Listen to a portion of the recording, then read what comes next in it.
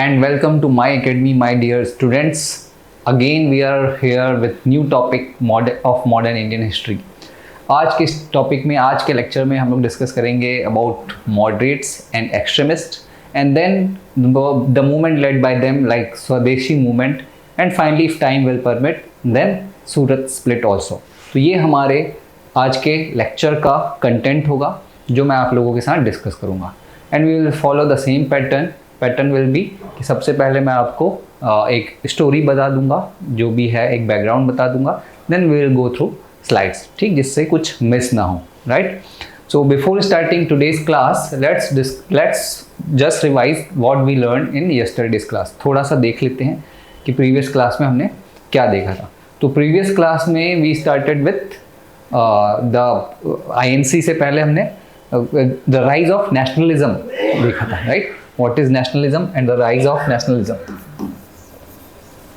Rise of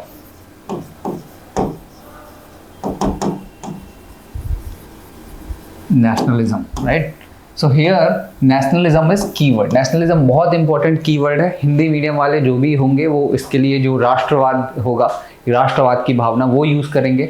nationalism जो English medium वाले हैं, see why I am giving emphasis on this. मैं इसलिए इसमें इतना जोर दे के बोल रहा हूँ बिकॉज जब आप आंसर राइटिंग करते हैं, ठीक, इन मेंस आंसर्स, तो उसमें जो कीवर्ड्स है it plays very important role. जैसे कि अगर आप कोई बुक पढ़ेंगे किसी हिस्टोरियन की लाइक बिपिन चंद्र की, तो उसमें आप उसमें देखेंगे कि नेशनलिज्म पे कितना एम्फेसिस दे रहे हैं वो, ठीक. नेशनलिज्म क्यों ज़रूरी था, क्यों लैकिंग था. दूसरे आप शेखर बंदोपाध्याय के पढ़ेंगे तो वो he has given all the very detail explanation about nationalism, right. ये बहुत इंपॉर्टेंट कॉन्सेप्ट है, अभी हमको इजीली समझ लें, क्योंकि आप समझिए India was not unite at that point of time, it was very much needed them to unite. यही रीज़न था, एक one of the reason nationalism ना होने के कारण, कि Indian people they were taking part in British army, ठीक. वो वहाँ पे नेशनलिज्म भावना की जगह मॉनेटरी भावना से ड्रिवन थे कि कुछ पैसे मिलेंगे, इकोनॉमिक इंटरेस्ट से ड्रिवन थे, राइट. और दूसरा चीज़, जो रीजनल पावर्स थे they were not having the idea कि भाई ये बड़ी यूरोपियन पावर है, what they can do.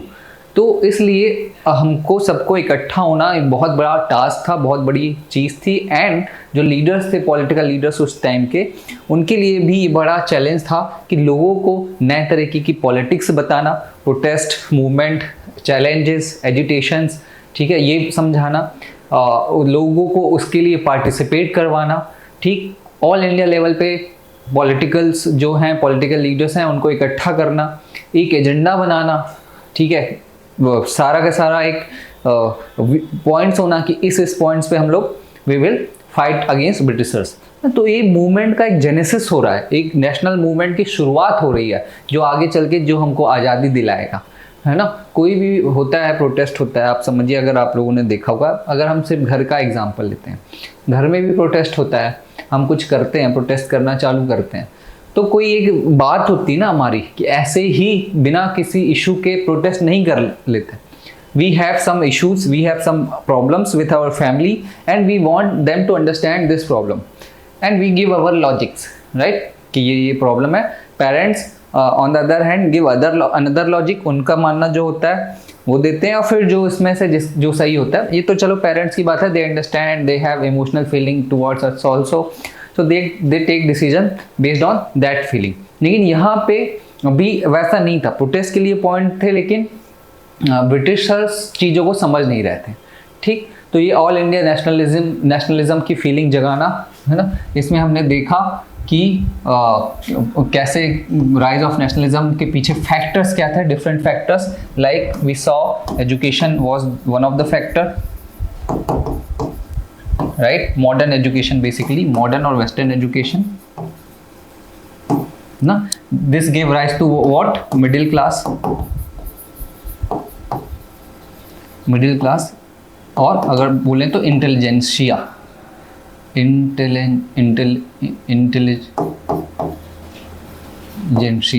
Right. Middle class intelligentsia को इसने एक वो दिया. फिर साथ में इंडियन रेनेसां,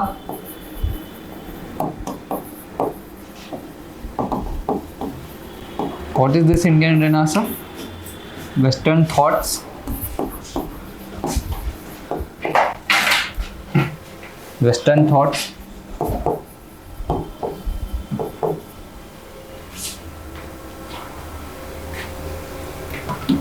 अभी हम लोग रिवाइज ही कर रहे हैं ना, इसमें वुमेन एम्पावरमेंट,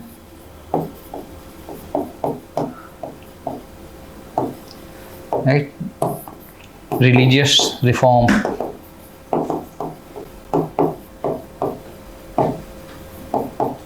ये 2-3 रीजन थे इसके कारण हुआ।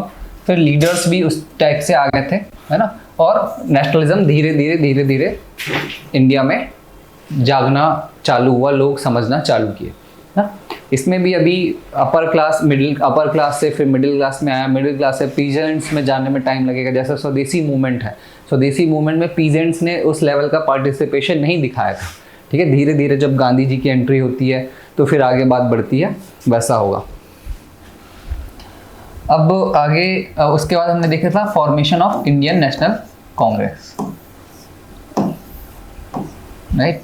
तो when it was formed on December 1885, who by A.O. Hume,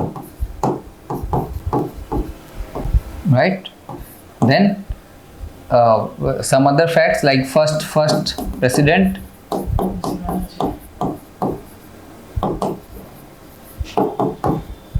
W.C. Banerjee, right? Location where it was formed? It was supposed to be in Pune, but due to a disease spread, it was shifted to Bombay. Oh, that fact I didn't know. But And initially it was called International Union in 1884, and Dadabhai Naoroji renamed it. oh, so I would like to know the source of it so that I can also accommodate. Ghatna Chakra. Okay, fine. Location, okay. Bombay, and then we saw various objectives. Objectives of what? Indian National Congress, right? अब इसमें एक background हमने समझा था कि background क्या था। मैंने आपको बताया था कि इससे पहले भी पॉलिटिकल एसोसिएशन स्टार्ट हुए। सबसे पहला 1837 में बहिष्कृत ना एक सभा थी, बहिष्कारणी सभा बंगाल में। उसके बाद और भी सभाएं और भी पॉलिटिकल एसोसिएशन मद्रास में, बॉम्बे में, बंगाल में इस्टेब्लिश होते गए। हमने देखा उनको 4-5 इंस्टीट्यूशन को, but they were localised in nature, मतलब उनका जो रीच था वो लोकल लेवल पर ही था। बहुत ऑब्वियस भी था कि जहाँ का है, दिल्ली में मान लीजिए कोई ऑर्गेनाइजेशन है तो आजकल तो चलिए ऑल इंडिया लेवल पहुँच जाता है with the help of social media and all, ठीक है। बट उस टाइम पे ये सारी चीज़ें नहीं थी, राइट। तो लोकलाइज्ड नेचर था। और फिर ब्रिटिशर्स जो हैं उन सारी चीज़ों को सप्रेस कर दे रहे थे और उनके सारे एफर्ट्स फेल हो रहे थे। तो ये नीड समझ में आने लग गई लोगों को, लीडर्स को, कि they need all India institution and coordinated effort.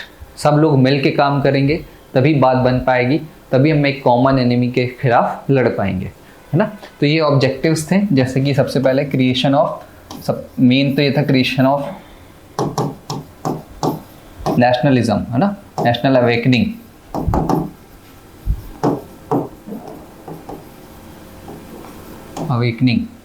Second था ऑब्जेक्टिव में, अगर हम सोचें तो क्या था, एक प्लेटफॉर्म फॉर पॉलिटिकल लीडर्स, इसको हेडक्वार्टर्स भी बोल सकते हैं, राइट।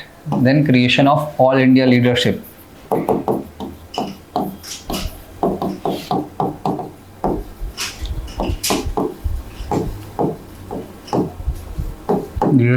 ना, बिल्डिंग अ सेक्युलर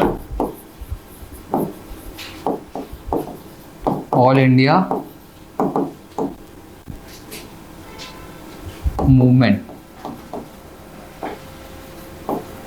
राइट। तो ये थी, और भी अगर आपको याद आए तो आप लिख सकते हैं।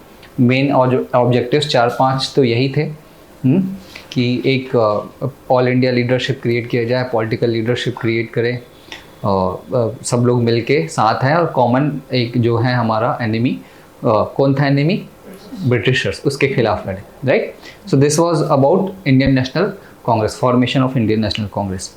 ठीक है, तो अब ये हमने कल तक देखा। आज हम देखते हैं difference between moderates and extremists, moderates and extremists, right.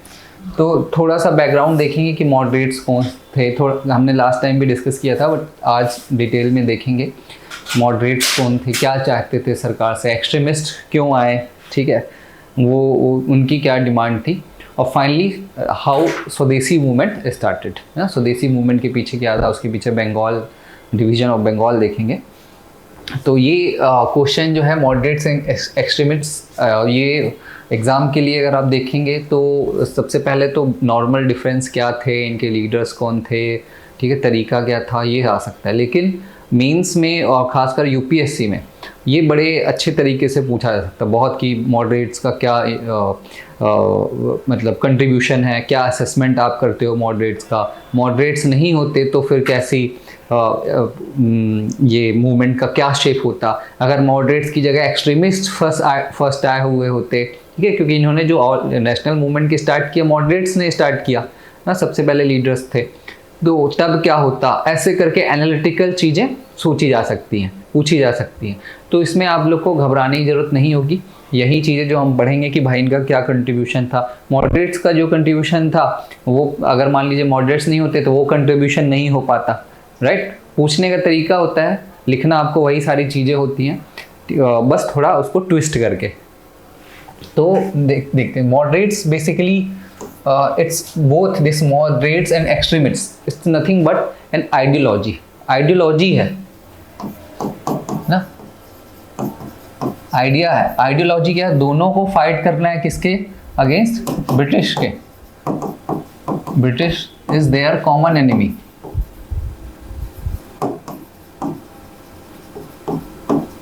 But approach is different ना। आइडियोलॉजी की जगह अगर मैं बोलूं तो इसको अप्रोच भी बोल सकते हैं, ठीक है, अप्रोच अलग है। ये मॉडरेट्स एंड एक्सट्रीमिस्ट सिर्फ अप्रोच का नाम है कि कौन ब्रिटिशर्स के खिलाफ कैसे अप्रोच कर रहा है, वैसे मॉडरेट्स कहलाएंगे और एक्सट्रीमिस्ट कहलाएंगे। जैसे कि ये हम बड़े जनरली देखते हैं, अगर मान लीजिए एक क्लास का एग्जाम्पल ले या घर का एग्जाम्पल ले ना, कोई अपनी बात बड़े ही एकदम बैंग के साथ और लड़ाई झगड़े के साथ, अगर बहुत टर्म में बोलूँ तो कलेश करने के बाद फिर रखता है ना तो वो कहलाता है, वो होगा। बहुत कोई दूसरा होता है, काम होता है, उसको लगता है कि यार मम्मी ना गुस्सा हो जाए, पापा ना गुस्सा हो जाए, या अगर कहीं किसी लेवल पे है ऑर्गेनाइजेशन लेवल पे तो बॉस ना गुस्सा हो जाए। कोई दूसरा होता है, उसको बॉस से फ़र्क नहीं पड़ता है, उसको बस अपनी बात रखनी होती है ना। तो ऐसे हम हमेशा देखते हैं दो तरीके के लोग, हर जगह आपको देखने को मिल जाएंगे। तो यहाँ पे भी ऐसा ही था, मतभेद था, दोनों को चाहिए था कि हम ब्रिटिशर्स से जल्दी हम उससे पीछा छुड़वा लें, ठीक है। तो यही अप्रोच डिफरेंस था। मॉडरेट्स की अप्रोच की बात करें, मॉडरेट्स की जो अप्रोच थी, इनकी अप्रोच थी ये पीसफुल अप्रोच,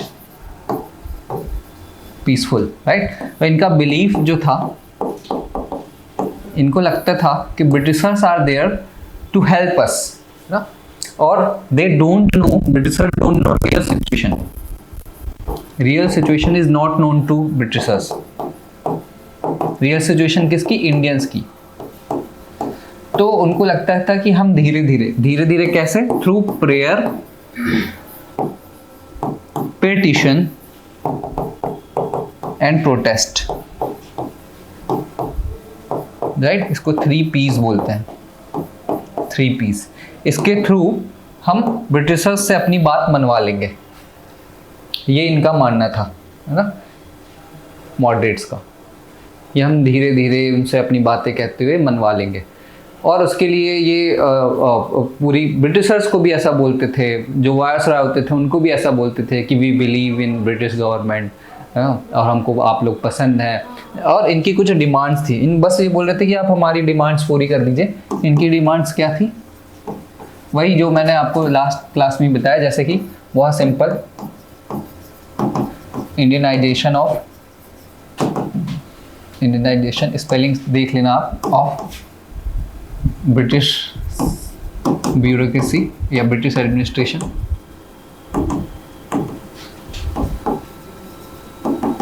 ठीक है, कि ब्रिटिश एडमिनिस्ट्रेशन में इंडियंस का भी रोल बढ़ाओ। फिर क्या थी? गिव अस स्वराज, बट इनका स्वराज का कॉन्सेप्ट अलग था। ये चाहते थे कि हमको बस एक कॉलोनी की तरह आप रहो, लेकिन हमको Dominion status. हाँ, डोमिनियन स्टेटस की तो आगे बात हुई, लेकिन इनका था कि बस हमको ज़्यादा से ज़्यादा हमको ही रूल करने दो, बस आप हमारे ऊपर रहो। ठीक, इनका स्वराज का भी यहाँ पे ना एक्सट्रीमिस्ट की मीनिंग अलग होगी, मॉडरेट्स की मीनिंग अलग होगी। फिर बाकी थे कि डिक्रीज रेंट्स ना, और ये अलाउ, और इसको क्या बोलेंगे कि impose permanent settlement all over. अभी भी परमानेंट सेटलमेंट की बात चली रही थी, है ना, permanent settlement, reduce salt tax,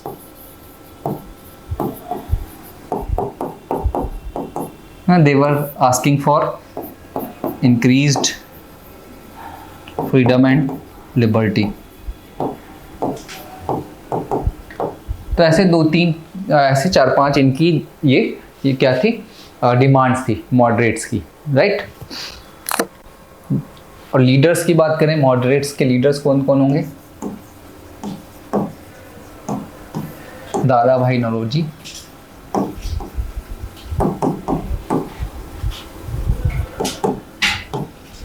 Firoz Shah Mehta,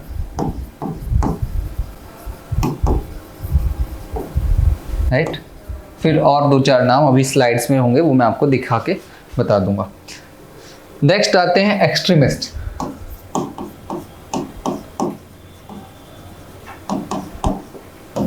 extremist इन्हीं के लोग थे, शुरू से ही साथ में थे। ऐसा नहीं था कि शुरू से ही इनमें आपस में मतभेद, आपस में अलगाव था। It was not like that. सब लोगों ने शुरू से ही, अब कंटेम्प्रेरीज ही थे, मतलब एक्सट्रीमिस्ट्स भी, राइट। बस इनका कहना ये था कि हमको इतना बिलीव नहीं करना है ब्रिटिशर्स में, britishers are not for our welfare, है ना। इनकी अप्रोच थोड़ा रेडिकल थी, रेडिकल अप्रोच, है ना। रेडिकल अप्रोच में ये लोग क्या करते थे, जैसे वहाँ वो प्रेयर पिटिशन और प्रोटेस्ट कर रहे हैं, तो ये भी प्रोटेस्ट करते थे, लेकिन इनकी प्रोटेस्ट होती थी थोड़ा इनका जो मूवमेंट या प्रोटेस्ट होता था, उसमें ये लोग क्या करते थे, देवर मतलब बहुत फायरफुल स्पीचेस, बड़े हॉट स्पीचेस ना। इन्होंने किसका फिर यूज़ किया, लोकल लीडर्स या रीजनल लीडर्स लाइक शिवाजी हो गया, है ना। इनका गुणगान करना, शिवाजी, यहाँ तक फिर उसके बाद रंजीत सिंह जो थे पंजाब से, even they praise Sirajuddaula. Religious tone, ये लोग जैसे कि Tilak popularise Shivaji and Ganesh festival,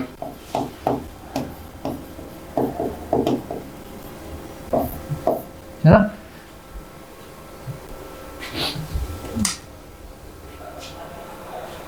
तो इनका ये अप्रोच था, रेडिकल अप्रोच था। और वायलेंट मीन्स, ये अभी वायलेंट मीन्स तो चलो रिलीजियस टेररिज्म या वो आएगा, उसमें देखेंगे, लेकिन इनका अप्रोच ऐसा था, है ना। इनका स्वराज का मानना ये था, अगर ये स्वराज की बात करें तो इनका था कि भाई हमको कंप्लीट इंडिपेंडेंस दो,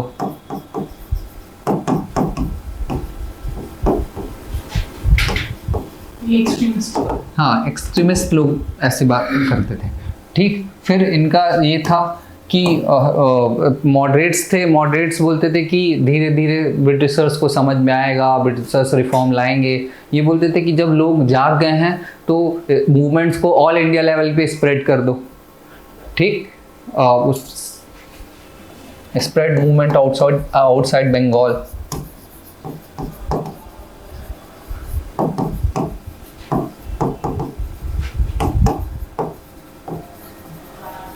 मतलब ये बहुत जल्दी में थे, अगर आप समझिए कि दे वर हैविंग एनर्जी ना, बहुत इनको एकदम से सारी चीज़ें तुरंत चाहिए थी। ठीक, और इसके लीडर्स कौन थे? लीडर्स की बात करें तो वर लीडर्स बेसिकली 3 इंपॉर्टेंट लीडर्स होते हैं। यस, लाल बाल पाल, लाल बाल पाल। तो who is Lal? Lala Lajpat Rai. He is from which region? Punjab. Then Bal is Bal Gangadhar Tilak.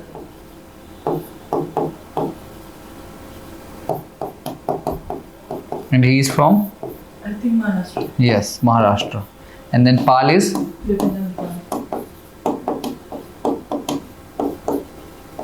Bipin Chandra Pal. And he is from? I think West Bengal. Yeah, Bengal.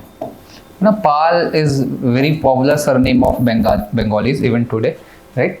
So, Lala Lajpat Rai, Bal Gangadhar Tilak, and Bipin Chandra Pal. So, because of their leadership, ना ये इन 3 area में, महाराष्ट्र, पंजाब और बंगाल में, ये extremist movement बड़ा इन्हीं के कारण बहुत इफेक्टिव था, राइट। और उसके बाद एक और की बात करें तो अरबिंदो घोष,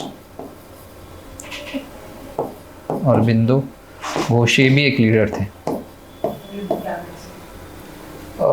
ये हाँ घोष, हालांकि हाँ ये कलकत्ता से हैं, बाद में पौंडीचेरी चले गए थे, है ना। सो ये लीडर्स थे एक्सट्रीमिस्ट के, ठीक। तो ये बेसिक डिफरेंस था इसमें मॉडरेट्स एंड एक्सट्रीमिस्ट में। अब हम स्लाइड से देख लेते हैं कि जो कुछ चीज़ें अगर छूट गई हो तो। और दूसरा फिर इसके बाद हम देखेंगे स्वदेशी मूवमेंट। कौन से 1905, 6, 7 कांग्रेस के सेशंस, सारे सेशंस।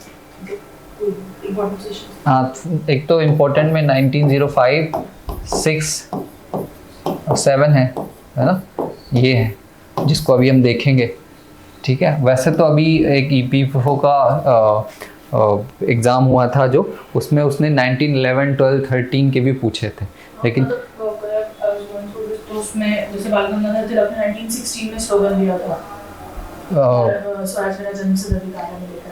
हाँ, वो फिर 1916 में लखनऊ पैक्ट होता है ना, लखनऊ पैक्ट तो उस टाइम पे है वो। और फिर और भी है 1924 में गांधी जी सब बने थे। 1929 में हाँ, 1925 में 25 में सरोजनी नायडू। तो ये सारे हैं। फिर आगे 36, 37, 38 वो इम्पोर्टेंट सेशंस तो हम डिस्कस करेंगे, लेकिन पर्टिकुलर सेशन आप बुक से भी कवर कर सकते हो।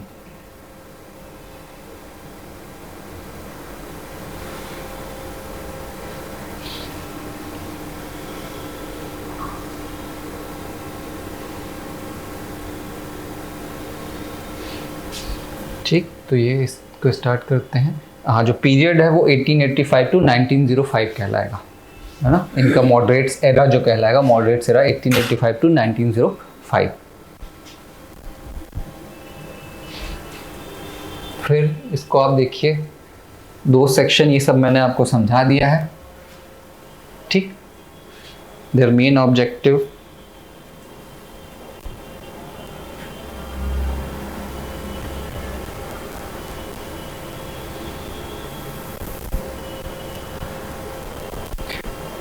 His main objective was to achieve self government within the British Empire। मैंने बताया था ना, इनका स्वराज का मतलब within the British Empire था।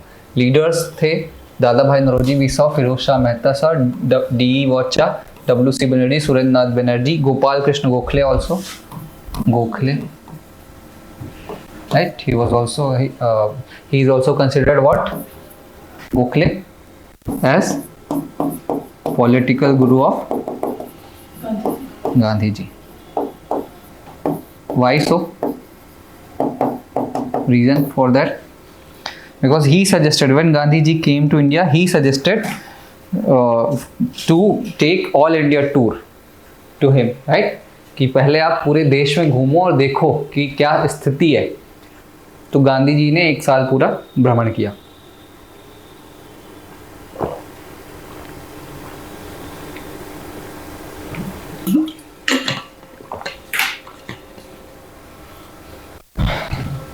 ठीक है. हाँ, यहाँ पे आप कुछ अगर इम्पोर्टेंट फैक्ट है जैसे ये लिख सकते हो. British committee of Indian National Congress was established by them in London in 1899 with India at its organ, है ना. तो ये हो सकता है फैक्ट पूछ लिया जाए 1899 में. ठीक. इंडिया मैगजीन है. इंडिया मैगजीन है. अच्छा. बेसिकली वो चाहते थे कि जो इंडिया की कंडीशन है वो क्लियरली लोगों तक पहुंचे, तो उस मुद्दे से मैगजीन की के approach you see create a strong public opinion ना, परसुएड द ब्रिटिश गवर्नमेंट. मैंने बताया था इनका ओपिनियन आपको. Arouse consciousness and national spirit and then educate unite, मतलब वो तो हमको पता ही है. इंडियन नेशनल कांग्रेस ही इसीलिए स्थापित किया गया था, so that national awakening consciousness generate किया जा सके. मेथड्स क्या था?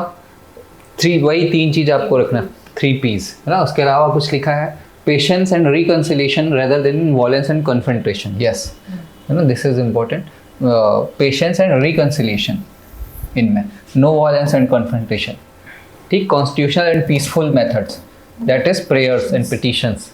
ठीक है. Use of newspapers was there and they held meeting and held discussion. Social, मतलब वही मेथड था उनका, मीटिंग्स करना और आगे बताना.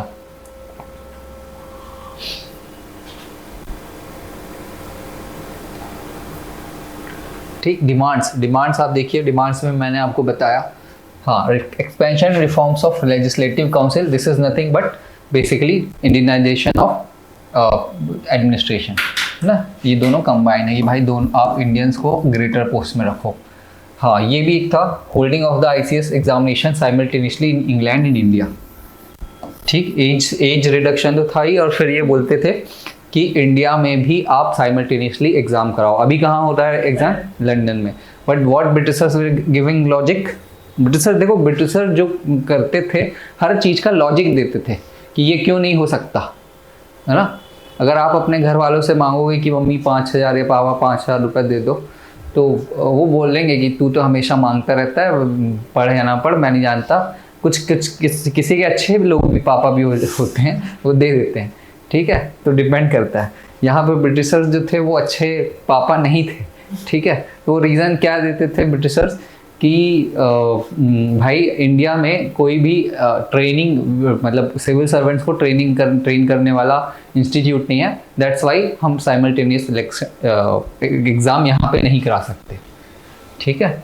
Separation of the judiciary from the executive, ये तो था. मोर पावर्स टू लोकल बॉडीज, ये भी था. रिडक्शन ऑफ लैंड रेवेन्यू, है ना. Abolition of salt tax and sugar duty, freedom of speech, मैंने सबको अब बताया. Repeal of arms act. Arms act था ये कि किसी को भी पकड़ लेते थे आर्म्स रखने के उस पे आरोप पे. हाँ. Reduction of spending on army, ये भी बहुत था अच्छी डिमांड कि ये ब्रिटिशर्स थे जो थे वो जहाँ पे भी एक्सपीडिशन भेजते थे, इंडियंस आर्मी भेजते थे, तो वो अपना एम्पायर आगे बढ़ा रहे हैं. ठीक है. अपना एम्पायर एक्सपैंड कर रहे हैं, लेकिन आर्मी और पैसा किसका यूज़ करते थे? इंडिया का. तो मॉडरेट्स की डिमांड थी कि शेयर द एक्सपेंस, कि ब्रिटिश को भी ये एक्सपेंस शेयर करना चाहिए. तो इन्होंने माना, और बहुत कम 1 मिलियन रुपीस आई गेस, या 1 बिलियन पाउंड, ये इतना शेयर किया इन्होंने बस, है ना. और बाकी ये इनकी डिमांड कभी मानी नहीं गई. The introduction of permanent settlement to other parts of the India, है ना. ये चीज़ें मैंने आपको बताई. ठीक. तो ये थे एक्सट्रीमिस्ट. मॉडरेट सॉरी, इनकी demands. Contribution, yes this is very important thing कि अगर हम अब असेसमेंट की बात करें तो इनका कंट्रीब्यूशन क्या था मॉडरेट्स का, राइट, कि इन्होंने भाई डिमांड्स थी, लेकिन अगर आप देखेंगे कि इंडियन हिस्ट्री में what contribution are made by moderates. तो सबसे पहले तो economic critique of British imperialism, this is a major contribution of moderates in Indian history. Britishers की पोल खोलना, ठीक है, ये इन्होंने करना चालू कर दिया। आज भी आप देखो क्या होता है कि पॉलिटिकल पार्टीज रहती है, उनके अपोजिशन में कुछ होते हैं, पोल कैसे खुलते, कोई स्कैम का उजागर कर दिया, है ना, जैसे कि 2G स्कैम अगर आपको याद हो, या उस टाइम पे उजागर हुआ था। हमारे यहाँ कॉमनवेल्थ गेम्स हुए थे, कॉमनवेल्थ गेम्स के स्कैम हुआ, तो लोगों को फिर पता चलता है कि यार ये सामने वाली सरकार कितनी करप्ट है, इसने तो ये स्कैम किया है, उससे पहले नहीं पता चलता, राइट।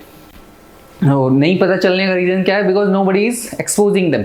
ऐसे ही व्हाट ब्रिटिशर्स आर डूइंग, ये कॉमन इंसान को, नॉर्मल पब्लिक को नहीं पता चलेगा। So what they did, they started criticising their policies. Who, moderates. Moderates में कौन कौन, ये इसको मैं आपको थोड़ा अच्छे से समझा देता हूँ। Economic critic, drain of wealth theory basically, drain of wealth.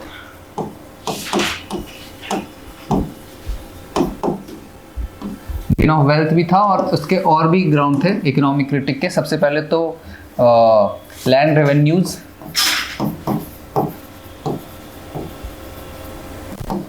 ठीक, फिर डेवलपमेंट ऑफ इंफ्रास्ट्रक्चर,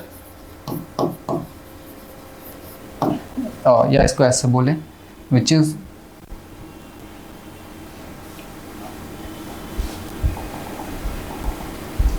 इसको आप ऐसे समझो,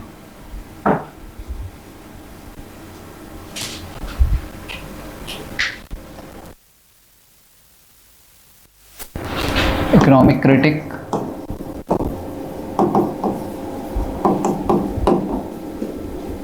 इकोनॉमिक क्रिटिक में trade, second is finance, third is taxation, fourth is agriculture, और दिस डी इंडस्ट्रियलाइजेशन।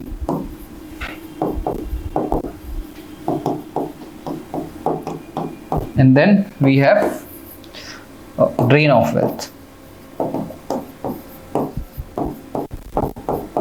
राइट। एक एक लाइन में मैं आपको समझा दूंगा, फिर आप इस चैप्टर है, पूरा चैप्टर पढ़ सकते हैं, ठीक। तो ये 5 ग्राउंड पे बताया, और इन्होंने ये बताना चालू किया कि भाई ब्रिटिशर्स आप लोग को पागल बना रहे हैं, ये गवर्नमेंट बिक गई है सब लोग मिलके पागल बना रहे हैं। ये वाला मीम आपने देखा होगा। तो बिल्कुल यही चीज़, ये काम जो एक बूढ़ी दादी ने किया उस टाइम पे, बूढ़े लोग, दादा भाई नौरोजी लोग कर रहे थे, राइट। दादा भाई नौरोजी को क्या बोला जाता है एक नाम से? नहीं ग्रैंडफादर ऑफ इंडिया नहीं, ग्रेट, हाँ great grand old man of India ना, राइट। सो उस टाइम में इन्होंने ये काम कर दिया था। तो ये बताते थे कि ब्रिटिशर्स ट्रेड की बात करते हैं, ट्रेड मतलब सामान का लेना देना, ठीक है ना। तो इंडियंस, ब्रिटिशर्स जो ट्रेड करते थे, वो ट्रेड में बेसिकली हमारे यहाँ से रॉ मटेरियल लेते थे। तो इन्होंने बताया कि इंडिया को तो ये they are making just the producer of raw material, कि रॉ मटेरियल यूज करने वाला ही बनाया जा रहा है ना ट्रेड को। और फिनिश्ड गुड जो ब्रिटिश से आता था, वो फिनिश्ड गुड्स को ये लोग इम्पोर्ट ड्यूटी भी नहीं लगाते थे। ये मैंने आपको क्लास में समझाया था, प्रीवियस क्लास में। तो फिनिश्ड गुड जो है वो सस्ता होता था। तो इंडियंस का जो ट्रेड है वो महंगा, ट्रेड करने से महंगा चीज हो जाता था ना। तो ये इन्होंने बताया कि trade, India is becoming producer and exporter of only raw material, raw materials ना। तो ट्रेड में हमको नुकसान हो रहा है। भाई फायदा कब होगा? जब आप कुछ फिनिश गुड को एक्सपोर्ट करोगे।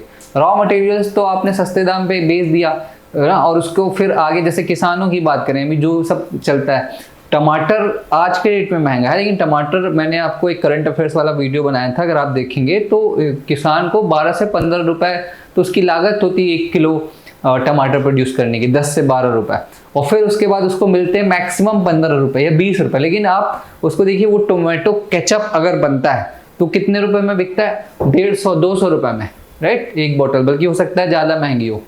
तो रॉ मटेरियल दे रहा होता है उसको इतना फायदा नहीं होता है। ऐसे ही हम रॉ मटेरियल कॉटन भेज देते थे यहाँ से, कॉटन मतलब रुई, है, कपड़े रुई से ही बनते हैं, ये तो हम भेज देते थे, उसके औने पौने दाम हमको मिल जाते थे, लेकिन उसके बाद वो भेजते थे बना के क्या, डेनिम की जीन्स, मतलब उस टाइम में ब्रांड नहीं था, लेकिन एग्जाम्पल के लिए मैं बता रहा हूँ, ठीक है। अब उस डेनिम की जीन्स में कितने रुपए की रुई लगी हुई, ये आज की डेट में मान लीजिए 3000 की है, और उसमें रुई अगर लगी होगी मुश्किल से 300 रुपए की, ठीक। तो ये देखिए कितना गुना, 100 गुना 10 गुना इंटू 10 टाइम प्रॉफिट के बाद ये बेची जा रही, 10 टाइम्स रेट के बाद बेची जा रही। तो ये नुकसान हो रहा था कि ये लोग हमारे यहाँ से सस्ते में खरीद रहे के वापस बेच रहे थे। फाइनेंस की बात करें, फाइनेंस में क्या हो रहा था? फाइनेंस में बेसिकली इंफ्रास्ट्रक्चर डेवलपमेंट। फाइनेंस क्या है कि आप पैसे दो, है ना, कैश फ्लो या कुछ भी है किसी इंफ्रास्ट्रक्चर डेवलपमेंट के लिए। तो इंडिया में क्या डेवलपमेंट हो रहा था उस टाइम? Mainly railways. तो ब्रिटिशर्स का आर्गुमेंट था कि infrastructure development is sine qua non for development of India, मतलब बहुत ही जरूरी है। लेकिन क्रिटिक्स ने बताया कि रेलवे आप कैसे डेवलपमेंट कर रहे हो, development of railway is causing perpetuity of British rule, perpetuity of British rule, मतलब कि आप ये चाह रहे हो कि ब्रिटिश रूल कभी खत्म ही ना हो। और ये कैसे बोल रहे हैं कि रेलवे में इन लोग क्या कर रहे हैं, इन्वेस्टर्स पैसा लगा रहे हैं, ठीक है, इन्वेस्टर्स कितना लगा रहे हैं, जितना भी लगा रहे हैं, और गेटिंग अश्योर्ड रिटर्न्स।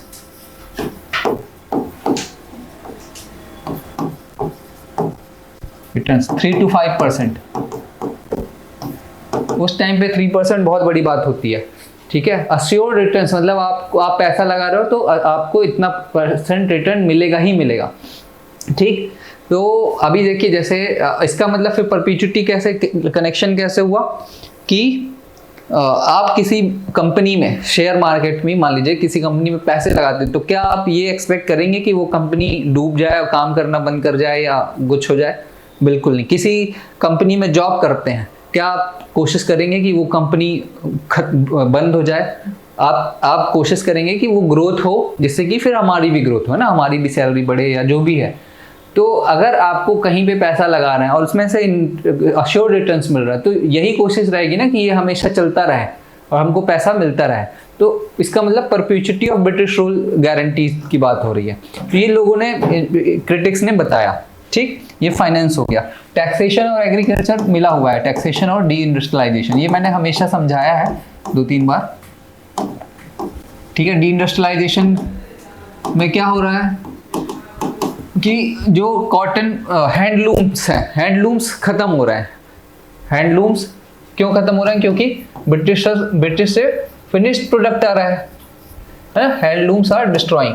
तो जब हैंडलूम्स खत्म हो रहा है तो जो लोग यहाँ काम कर रहे हैं वो जा रहे हैं किधर? वापस एग्रीकल्चर में। एग्रीकल्चर में ऑलरेडी प्रॉब्लम है, टैक्सेशन हाई है ना, तो ये इससे डी इंडस्ट्रियलाइजेशन हो रहा है। और फाइनली आता है ड्रेन ऑफ वेल्थ।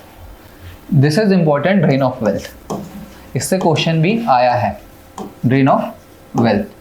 तो ये बहुत ल्यूसिडली, बहुत इजी लैंग्वेज में लोगों को समझा रहे हैं कि भाई ये समझो कि आपकी ही बाल्टी खाली हो रही है ना, मतलब अपने पैसे से आपके घर वाले, आपके पापा आपको ना पाल के पड़ोसी के बच्चे को पाले, ठीक। सोचो कैसा लगेगा आपको, है ना, वो इतनी मेहनत कर रहे हैं और पड़ोसी का बच्चा जो है दिन दुगनी रात चौगनी तरक्की कर रहा है।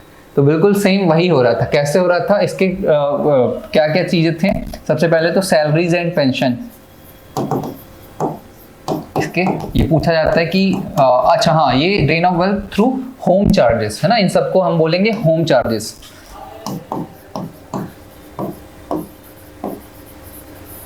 ब्रिटिशर्स क्या करते थे, फंड में से होम चार्जेस कुछ लेते थे, और होम चार्जेस में क्या क्या आता था, सैलरीज एंड पेंशन हो गई, और सैलरीज पेंशन, ठीक।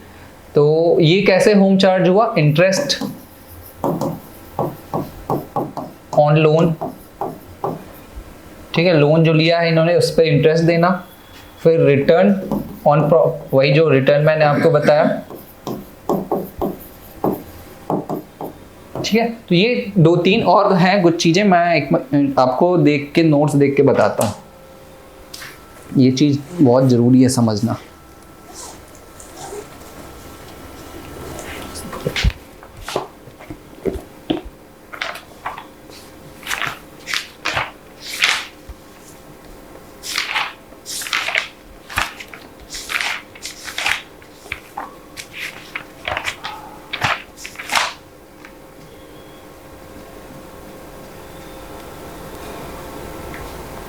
एक मिलिट्री चार्जेस और excess of imports over export, दो चीज और हैं।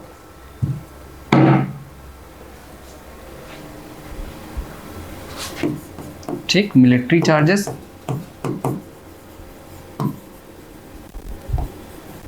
और excess of exports over imports. तो देखो इसको समझो, ये सब ब्रिटिशर्स के पास एक ट्रेजर है, ठीक है, खजाना है, जो बजट जिसको बोलते हैं फंड है, ये फंड है। How this fund is getting field, through taxation, जो गवर्नमेंट का होता है ना, इसमें पैसे आ रहे हैं टैक्सेस से, रुपीज यहाँ से टैक्सेस से आ रहे हैं। अब ये टैक्स जो है, अभी क्या होता है, अगर हम गवर्नमेंट को टैक्स देते हैं तो व्हाट गवर्नमेंट डज, गवर्नमेंट जो है वो हमारे बेनिफिट के लिए पार्क बनाना, रोड बनाना, ठीक है, फ्री में कोविड के इंजेक्शन लगवाना, तो ये सारी चीज़ें गवर्नमेंट करती है, तो खुद हमारा ही बेनिफिट। अच्छी रोड का मतलब अच्छी कनेक्टिविटी, मान लीजिए उन्होंने गवर्नमेंट ने रेलवेज और वो एयरपोर्ट्स बनवा रहा है, तो अब हमारा कोई अर्जेंट काम है, कोई मीटिंग है, मान लीजिए कोई इंटरव्यू देना है, ठीक है, तो मैं फटाक से किसी दूसरे शहर में, दिल्ली से मान लीजिए हैदराबाद जाना है, जाके इंटरव्यू भी देके वापस आ सकता हूँ, है ना। तो एक कॉमन आदमी को भी फ़ायदा होता है इन सब चीज़ों से। लेकिन जब गवर्नमेंट के साथ क्या प्रॉब्लम है, what is the problem with British government, कि they have the funds, they have the money, but the money they are using for their own benefit. ये सैलरीज एंड पेंशन किसको दे रहे हैं, जो ब्रिटिश आर्मी है ना, अब वो ब्रिटिश के लोग हैं, काम कर रहे हैं, उनको मिल रहा है। वो पैसा जाके कहाँ खर्च करेंगे, ऑब्वियसली ब्रिटेन में खर्च करेंगे, ठीक है। और इंडिया में तो सब उनको फ्री में और वैसे मिल ही रहा था। इंटरेस्ट ऑन लोन, जो भी लोन लेंगे, ठीक है, उस लोन का पैसा भी उनका, और उस पर इंटरेस्ट ये यहाँ से देंगे, राइट। फिर रिटर्न ऑन प्रॉफिट, जो प्रॉफिट होगा वो भी आप इसी पैसे से दोगे। मिलिट्री चार्जेस मैंने अभी यही समझाया, मिलिट्री एक्सपेंसेस, तो ये सब यहाँ पे तो खाली होता जा रहा है, धीरे धीरे यहाँ से ये यहाँ तक पहुँचता जा रहा है, और फिर से भर रहे हैं अगर, तो हम पैसे से, वही बात है कि अपने पैसे से ब्रिटिश की इकोनॉमी रन करा रहे हैं। ये सिंपल सी बात लोगों ने ड्रेन ऑफ वेल्थ को समझाया, ठीक है। तो दिस इज इकोनॉमिक क्रिटिक, और ड्रेन ऑफ वेल्थ का कॉन्सेप्ट है बेसिकली गिवन बाय होम, दादा भाई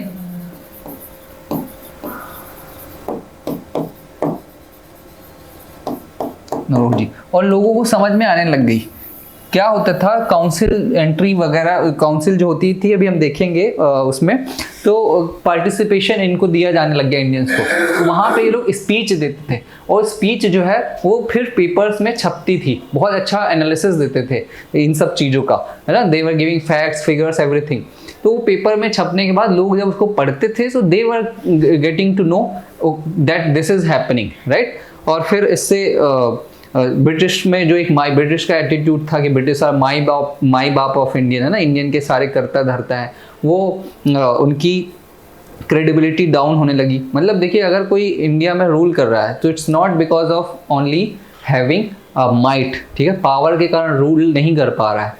अगर आप किसी भी पर्सन पे, किसी भी पार्टी में अगर आपको बिलीफ नहीं है, ठीक है, एक लीडर होता है और उसको सोचिए 10 लोग घेर लें, 20 लोग घेर लें, तो उसका वो कुछ नहीं कर सकता।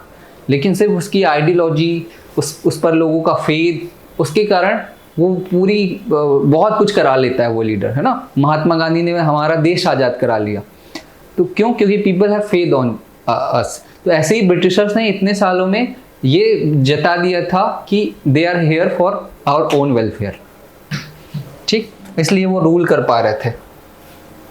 तो ये था इकोनॉमिक क्रिटिक, और this is economic critique is what, in what context we are discussing it? It is one of the contribution of moderates. उन्होंने कुछ उजागर किया। हाँ, ठीक है। कॉन्स्टिट्यूशनल रिफॉर्म्स एंड प्रोपोगेंडा, वो भी जो डिमांड करते थे, वो उसके लिए फिर कॉन्स्टिट्यूशनल रिफॉर्म्स जो हुए, वो भी we can say that it is due to effort of moderates, है ना। ये कोई बड़ी बात नहीं। प्रोटेक्शन ऑफ सिविल राइट्स, मतलब जो डिमांड करते थे ऑब्वियसली उसमें कुछ ना कुछ ब्रिटिशर्स ने दिया, तो we can say that it is their contribution, है ना। Through campaigns nationalist were able to spread modern democratic ideas, call for. तो इसको देखो, आपको याद नहीं करना, आप अगर इस चीज़ को समझ लोगे ना, तो you can just because of your little understanding you can write it.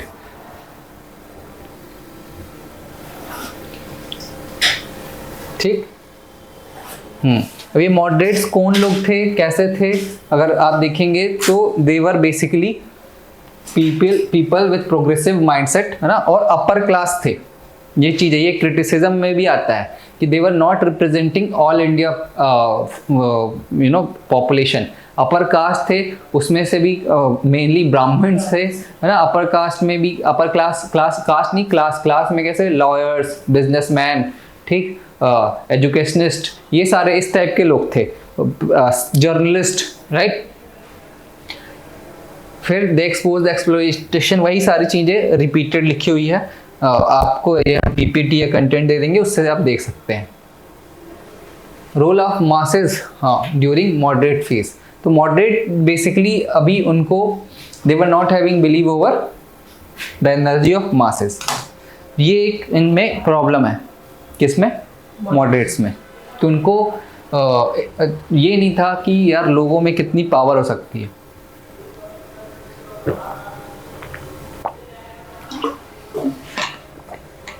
और यही आगे चल के रीजन बनता है सूरत स्प्लिट का ना। एटीट्यूड ऑफ गवर्नमेंट का क्या एटीट्यूड था? हाँ, ये समझो आप। यहाँ पे बेसिकली जब हम दोनों की बात करें, मॉडरेट्स और एक्सट्रीमिस्ट की, सूरत स्प्लिट के टाइम पे बात करेंगे, है ना। गवर्नमेंट का एटीट्यूड बस यही था कि Indians were, I would say at that point of time, not much smart, even moderates I would say. I am not able to comment on that, but after reading, right, और उस time की situation definitely अलग थी। Situation we can't say that how they were performing on what situation, लेकिन हम यही कह सकते थे कि they were having a wrong belief over Britishers पे वो भरोसा करके गलत कर रहे थे। अगर उनको पता होता कि ब्रिटिशर्स ने हमेशा विश्वासघात ही किया है, but britishers were pretty smart. वो कंट्री को इतने दिनों से रूल कर रहे थे, तो उनको पता था, तो उनको ये पता चल गया था कि भाई ये हमारे लॉयलिस्ट की तो बात करते हैं कि हम लॉयल रहेंगे, मॉडरेट्स जब बोलते हैं, लेकिन साथ ही साथ ये ऐसी सारी डिमांड करते हैं जो ब्रिटिश पावर के अगेंस्ट है, ब्रिटिश रूल के अगेंस्ट है। तो इन्होंने बोलना भी चालू किया ब्रिटिशर्स ने कि भाई गोपाल कृष्ण गोखले को इन्होंने, किसने, जो कर्जन ने बोला था कि ऐसा कैसा हो सकता है कि आप हमको बोलते हो एक तरफ कि हम आपके साथ में, दूसरी तरफ आप ऐसी ऐसी चीज़ें डिमांड करते हो, है ना। ओपनली एक वायसराय लोग भी बोलते, लेकिन इनको पता था कि what we can play them as against extremist ना। हम डिवाइड एंड रूल यहाँ पे खेल सकते हैं। उनको पता था कि एक्सट्रीमिस्ट मॉडरेट्स को अभी हल्का हल्का अपने साथ रखो, ठीक है, इनको जो बोलते हैं थोड़ा थोड़ा लॉलीपॉप पकड़ाते रहो, ठीक, और एक्सट्रीमिस्ट को सीवियरली रिप्रेस कर दो। जब सीवियरली रिप्रेस हो जाए एक्सट्रीमिस्ट, तो फिर इनको इग्नोर कर दो, ठीक, तो ये ब्रिटिशर्स की चालाकी थी और ये नहीं समझ पा रहे थे, दोनों एक्सट्रीमिस्ट भी नहीं समझ पा रहे थे, मॉडरेट्स भी नहीं समझ पा रहे थे। ठीक है, एक्सट्रीमिस्ट फेज ये आ गया, लेकिन एक्सट्रीमिस्ट फेज जो है ओके ठीक,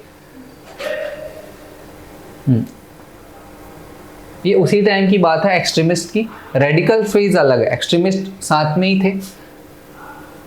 partition of Bengal and his policy, ये अभी हम करते हैं इसको। आइडियोलॉजी समझिए, ठीक है, आइडियोलॉजी मैंने बताया था कि ये इनको सेंस ऑफ जस्टिस और फेयर प्ले पे किसी पे विश्वास नहीं करते थे। Did not expect British to एक सिंपैथेटिक व्यू, है ना, उनको नहीं चाहिए था कि ब्रिटिश से सिंपैथेटिक व्यू ले बिफोर द गवर्नमेंट।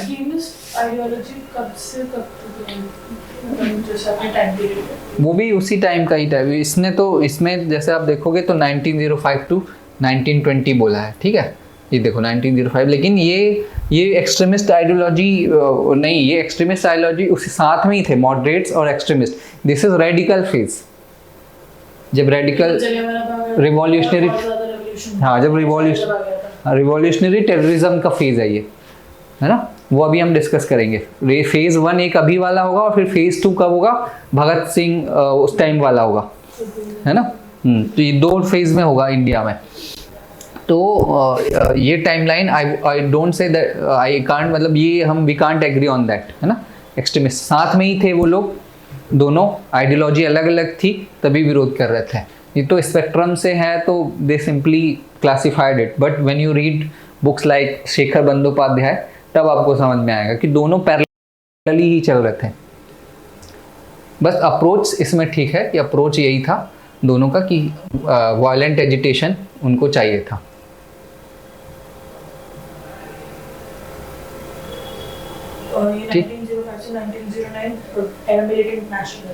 हाँ, that is militant nationalism, right, है ना। 1909 तक उसको मिलिटेंट नेशनलिज्म बोलेंगे, इट्स नॉट एक्सट्रीमिस्ट फेज, ठीक है। फिर हाँ, बाकी ये था कि इनको मॉडरेट्स की पॉलिसी पे लिमिटेशन नजर आते थे, मॉडरेट्स में प्रॉब्लम है। मेथोडोलॉजी इनकी देखिए, इनकी मेथोडोलॉजी हम देखें तो ये चीज जो हमने स्वदेशी मूवमेंट में अपनाया, बॉयकॉट, ठीक है, non cooperation, boycott of government activities, that is basically the ideology of extremist methodology. Passive resistance to rule by non payment of revenue and taxes, है ना, ये इंपॉर्टेंट है। पैसिव रेजिस्टेंस कि आप उनको नॉन पेमेंट टैक्सेस वगैरह का पे ही मत करो। Public meetings, organising separate indigenous administration institute, ठीक है, स्वदेशी टेक्सटाइल मिल्स, ये सारे स्वदेशी मूवमेंट का पार्ट है, अभी मैं सेपरेटली डिस्कस करूंगा। प्रोमिनेंट लीडर्स, लाला लाजपत राय, बाल गंगाधर तिलक, इसमें से आप लिख सकते हैं कुछ चीज़ें। He founded the national school at Lahore under the influence of Arya Samaj, ये आप नोट कर सकते हैं लाला लाजपत राय के बारे में, ठीक है। बाल गंगाधर तिलक को लोकमान्य तिलक भी बोलते थे। ये है Deccan education society, founded the Deccan education society.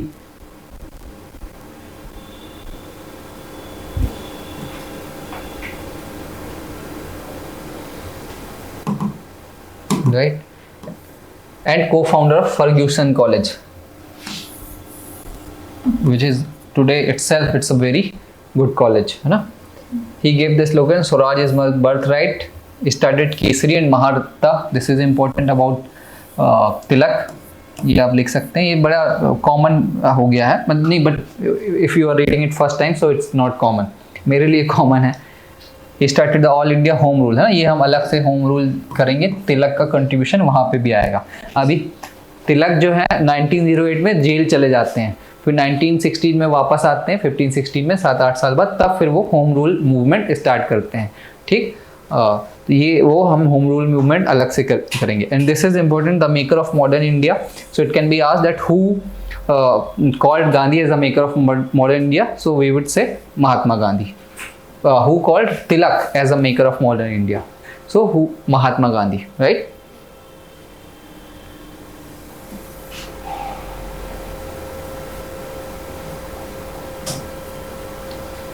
फिर बिपिन चंद्र पाल के बारे में भी आप देख लीजिए, he is known as the father of revolutionary thoughts in India. ठीक। Aurobindo Ghosh, he started English newspaper called Vande Mataram. Vande Mataram, this is important, Vande Mataram is started by Aurobindo Ghosh, right. So ये जो फेज है ना एक्सट्रीमिस्ट, ये तो इनमें फैक्शनलिज्म मतलब ग्रुपिज्म ये पहले से ही स्टार्ट होने लग गया था किसी ना किसी बात को लेके।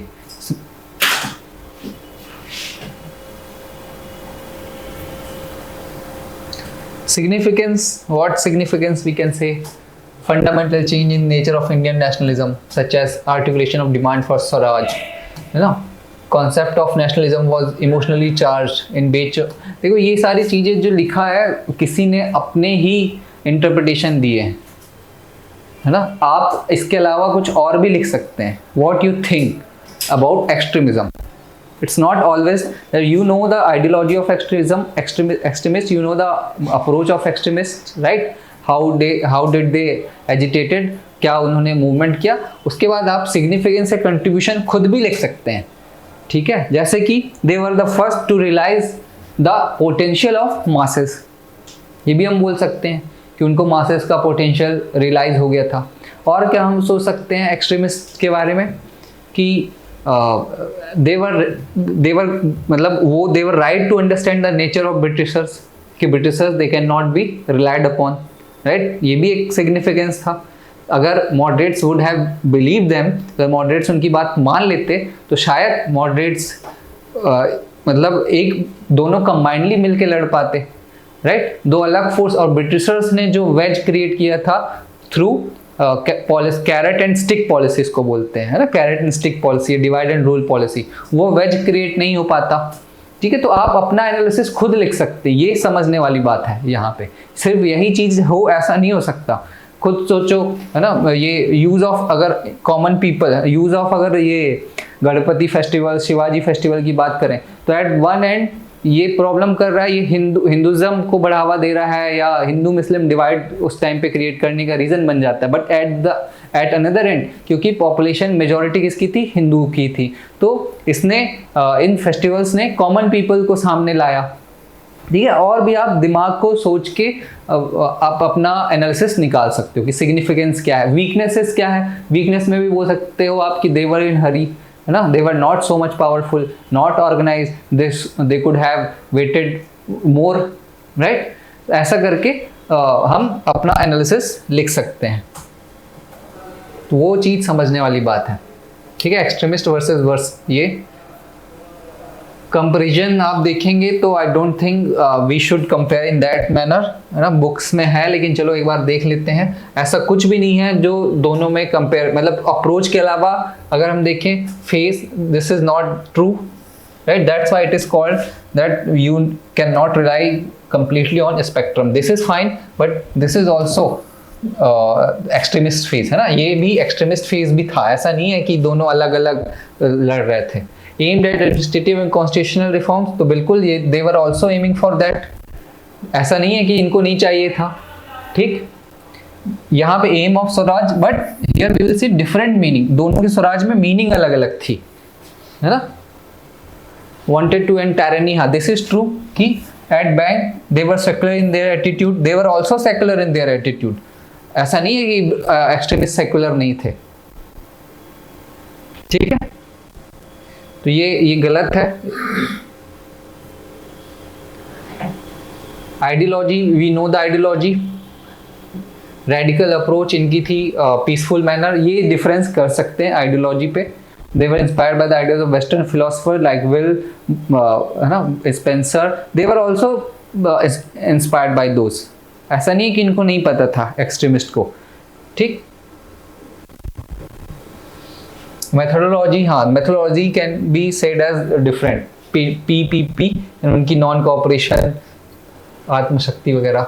लीडर्स तो ऑब्वियसली डिफरेंट होंगे ही, zamindar and upper middle class educated दोनों के ऑलमोस्ट सेम ही थे। Contribution, we have seen the contribution, right. And practice question, ये हम लोग देख लेते हैं कि क्वेश्चन क्या है।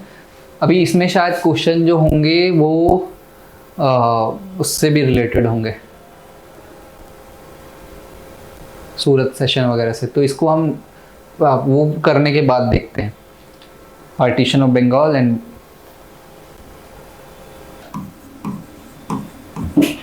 स्वदेशी movement, right. So Swadeshi movement, there are important, milestone in the history. So if we start with modern history, so 1857 is major milestone, right? Then comes what I explained you after it, this 1857 revolt. Next is Next revolt. no important milestone. If somebody asks you, then what would you say after 1857 revolt? Formation of Indian National Congress. Okay, and then third is स्वदेशी revolt. ऐसे आगे और आएंगे स्वदेशी revolt, स्वदेशी movement, right. तो इसका importance है क्योंकि सबसे पहली बार जो हमने देखा था कि नेशनल अवेकनिंग होना चालू हुई थी, राइट. उसके कारण वो इंडियन नेशनल कांग्रेस आया. उस नेशनल अवेकनिंग का फर्स्ट टाइम एक्सप्रेशन स्वदेशी मूवमेंट में हुआ. फर्स्ट टाइम लोग घर से बाहर आए, ब्रिटिशर्स के खिलाफ विरोध करना चालू किए, right.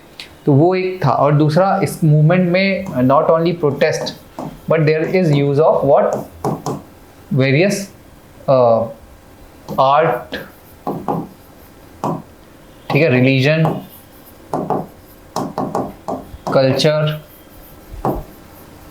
And literature, right. Participation of women was also there.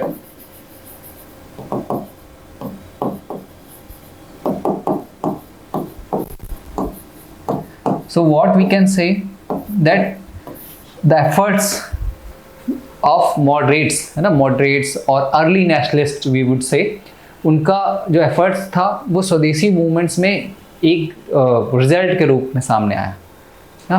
लोगों में एक होना, वो लोग चालू होना, क्योंकि देयर कैन बी पॉसिबिलिटी कि वो एफर्ट वेस्ट भी हो जाता. लोगों में वो पॉलिटिकल अवेकनिंग आती ही नहीं, नेशनलिज्म आता ही नहीं, लेकिन वो चीज़ आया, ठीक है. तो ये हमको स्वदेशी मूवमेंट से समझना है. तो एज अगर आप देखें एग्जामिनेशन पॉइंट ऑफ व्यू से, तो फैक्ट्स के पॉइंट ऑफ व्यू से तो बड़ा आसान है. इसका रीज़न पूछेंगे, कॉज क्या कहलाएगा, why people are coming in the form of Swadeshi movement. Cause क्या होगा, cause of the movement. स्वदेशी मूवमेंट कौन से ईयर हुआ था सर? 1905. तो इस टाइम पर बंगाल स्प्लिट हो चुका था? Yes, वही पार्टीशन ऑफ बंगाल है ना. कॉज तो इसका पार्टीशन ऑफ बंगाल कहलाएगा.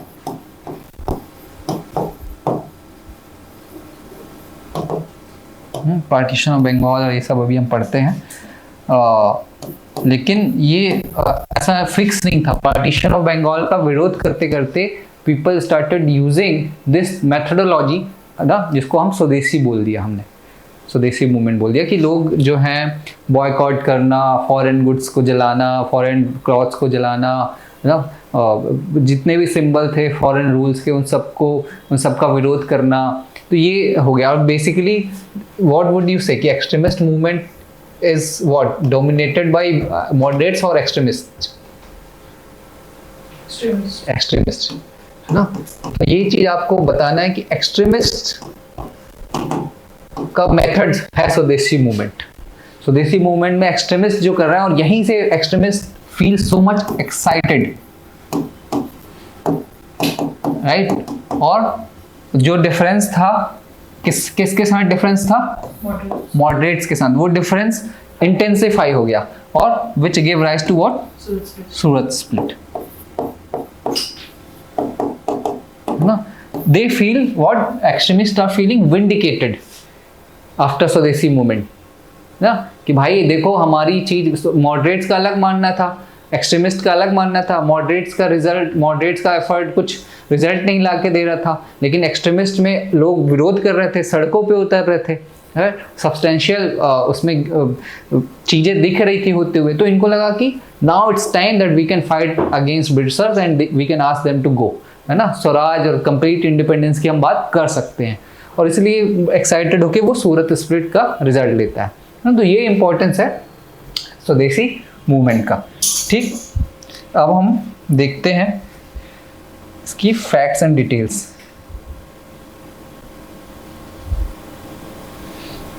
सॉरी,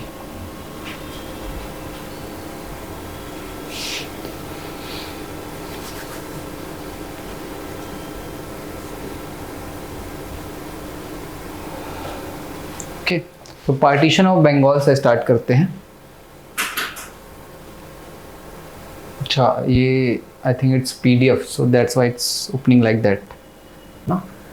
पार्टीशन ऑफ बंगाल आप समझो, दिस इज बंगाल ना, Bengal province prior to partition 1904 का बंगाल है।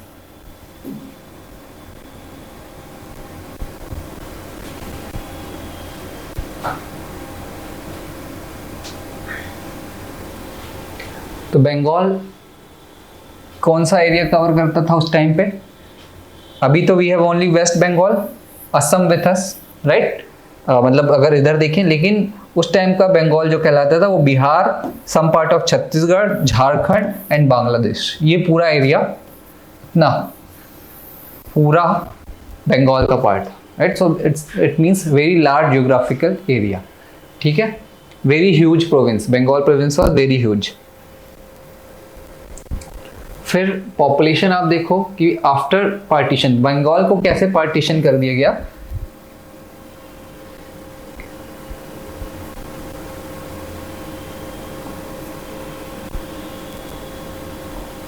बंगाल में अगर ये बंगाल है ना, दो पार्ट में ऐसे, ईस्टर्न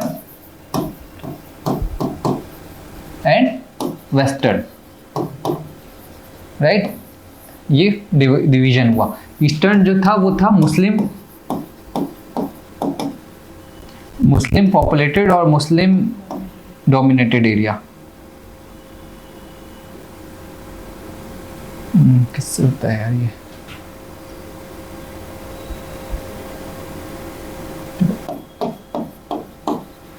मुस्लिम डोमिनेटेड एरिया, राइट। तो बेसिकली ये मुस्लिम्स को मुस्लिम कार्ड खेलना चाहते थे ब्रिटिशर्स, राइट। इस वाले सेपरेट इलेक्टोरेट के बारे में बात कर चुके थे? नहीं, अभी सेपरेट इलेक्टोरेट्स तो 1909 वगैरह में आता है ना। अच्छा, अब ऐसा नहीं है कि बंगाल को डिवाइड करने की बात first time, it's not like कि 1905 में फर्स्ट टाइम। बंगाल में ऑलरेडी प्रॉब्लम थी। प्रॉब्लम क्या थी? ह्यूज जियोग्राफिकल एरिया, राइट, इतना बड़ा geographical area, it was difficult to administer करना उसको डिफिकल्ट था। इंडिया में वी सी कि बहुत सारे स्टेट्स बाद में, आज़ादी के बाद में, इसी प्रॉब्लम से छोटे छोटे स्टेट्स में भी बांटे गए हैं, है ना। जैसे मध्य प्रदेश से छत्तीसगढ़ का अलग होना, यूपी से उत्तराखंड का अलग होना, तो प्रॉब्लम्स थी एडमिनिस्टर के लिए, तो वहाँ पे दिक्कत तो थी। लेकिन ब्रिटिशर्स ने इस दिक्कत को अपने बेनिफिट के लिए कैसे यूज़ किया, दैट वी हैव टू सी।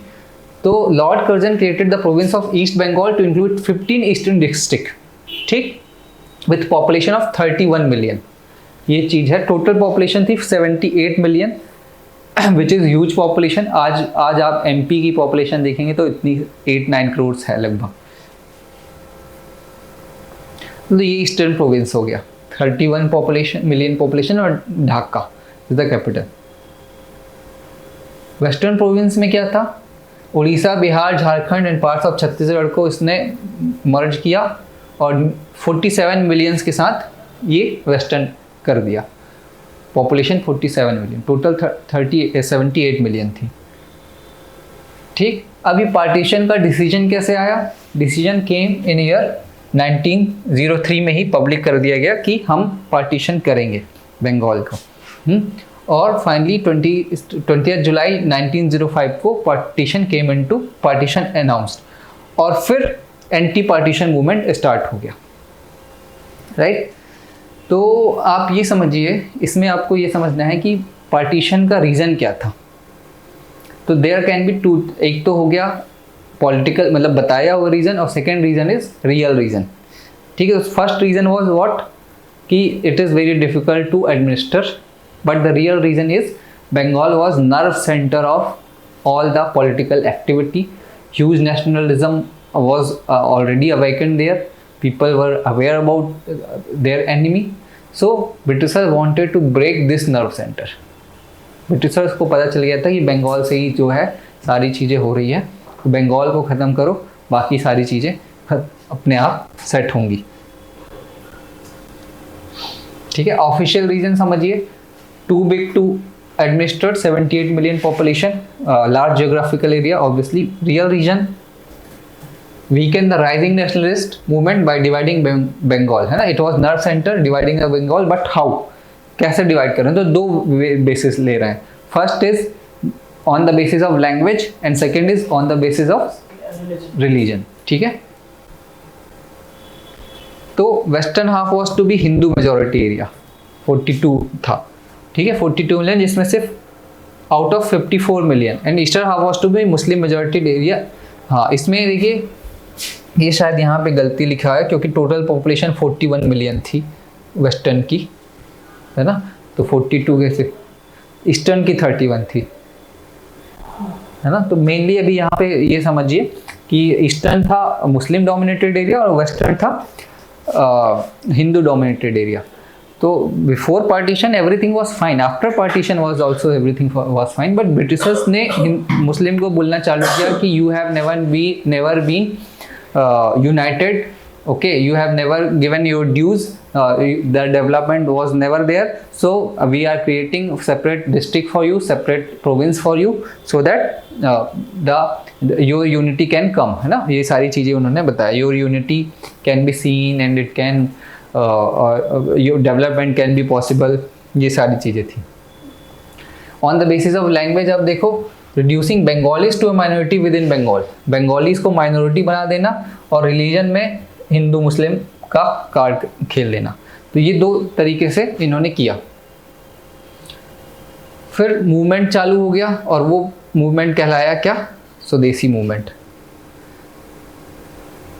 ये चीज़ें हैं, आप ये करना होगा कि कौन कौन से स्ट्रेटजी स्वदेशी मूवमेंट में यूज हुई हैं। स्वदेशी मूवमेंट अब स्टार्ट हो गया है। First is the boycott of foreign goods, this is the first time foreign goods का बायकॉट होना चालू हो गया ना। Call for passive resistance means do not pay taxes and then do not take part in government institutes. Students सब तुम बाहर आ जाओ, स्टूडेंट्स कॉलेज जाना बंद कर दें, जो गवर्नमेंट एम्प्लॉयज़ हैं वो अपना गवर्नमेंट की ड्यूटी जाना छोड़ दें, ये सारी चीज़ थी। क्रॉप्स ऑफ वॉलेंटियर और समिति, आई टोल्ड यू कि इट वाज नॉट अलाउड, समिति बनना नहीं था, लेकिन ये लोगों ने समिति बनाना चालू कर दिया। ठीक, imaginative use of popular festivals and melas, festivals like Shivaji festivals, Ganpati festivals, मेला ऑर्गेनाइज कराने लग गया, हिंदू मेला, और सिर्फ इसी नाम पे।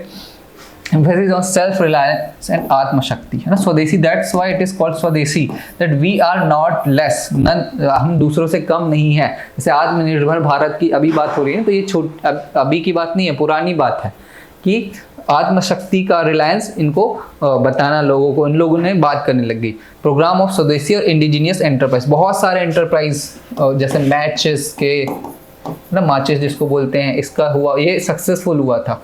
सोप्स बनने लग गए, ठीक, ये सारे एंटरप्राइज चालू हुए। और significant developments in cultural sphere, जैसे कि एक इम्पॉर्टेंट चीज़ है Amar Sonar Bangla, it was written by whom, Rabindranath Tagore.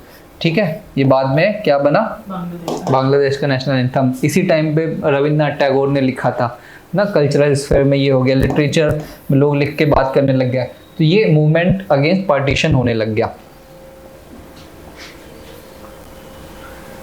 फिर अदर पार्ट में लेके गए कौन से लोग, बंगाल तक नहीं सीमित रहा, अलग भी गया, तिलक इसको ले गए महाराष्ट्र में।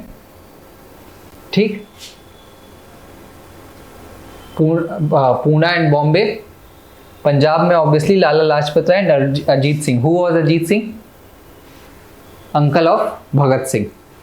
ओके, दिल्ली में सैयद हैदर रजा, मद्रास में चिदम्बरम पिल्लई ना। तो ये आप लिख सकते हैं, ये चीज़ याद होना चाहिए कि कौन कहाँ इस मूवमेंट को। तो देखो, after 1857 revolt was not there in Madras, right, southern state में तो जा ही नहीं पाया था। तो इसका इंपॉर्टेंस देखो कि अभी ये दिल्ली में भी है, पंजाब में, पंजाब यू नो कि पंजाब तो लड़ा ही नहीं था, लॉयल था बहुत, है ना। उसके पंजाबीज के जो टुकड़ी थी वो they were one of the important tool against other revolutionaries. तो अभी इस लेवल का वाइड स्प्रेड मूवमेंट हो रहा है विच इज फर्स्ट टाइम।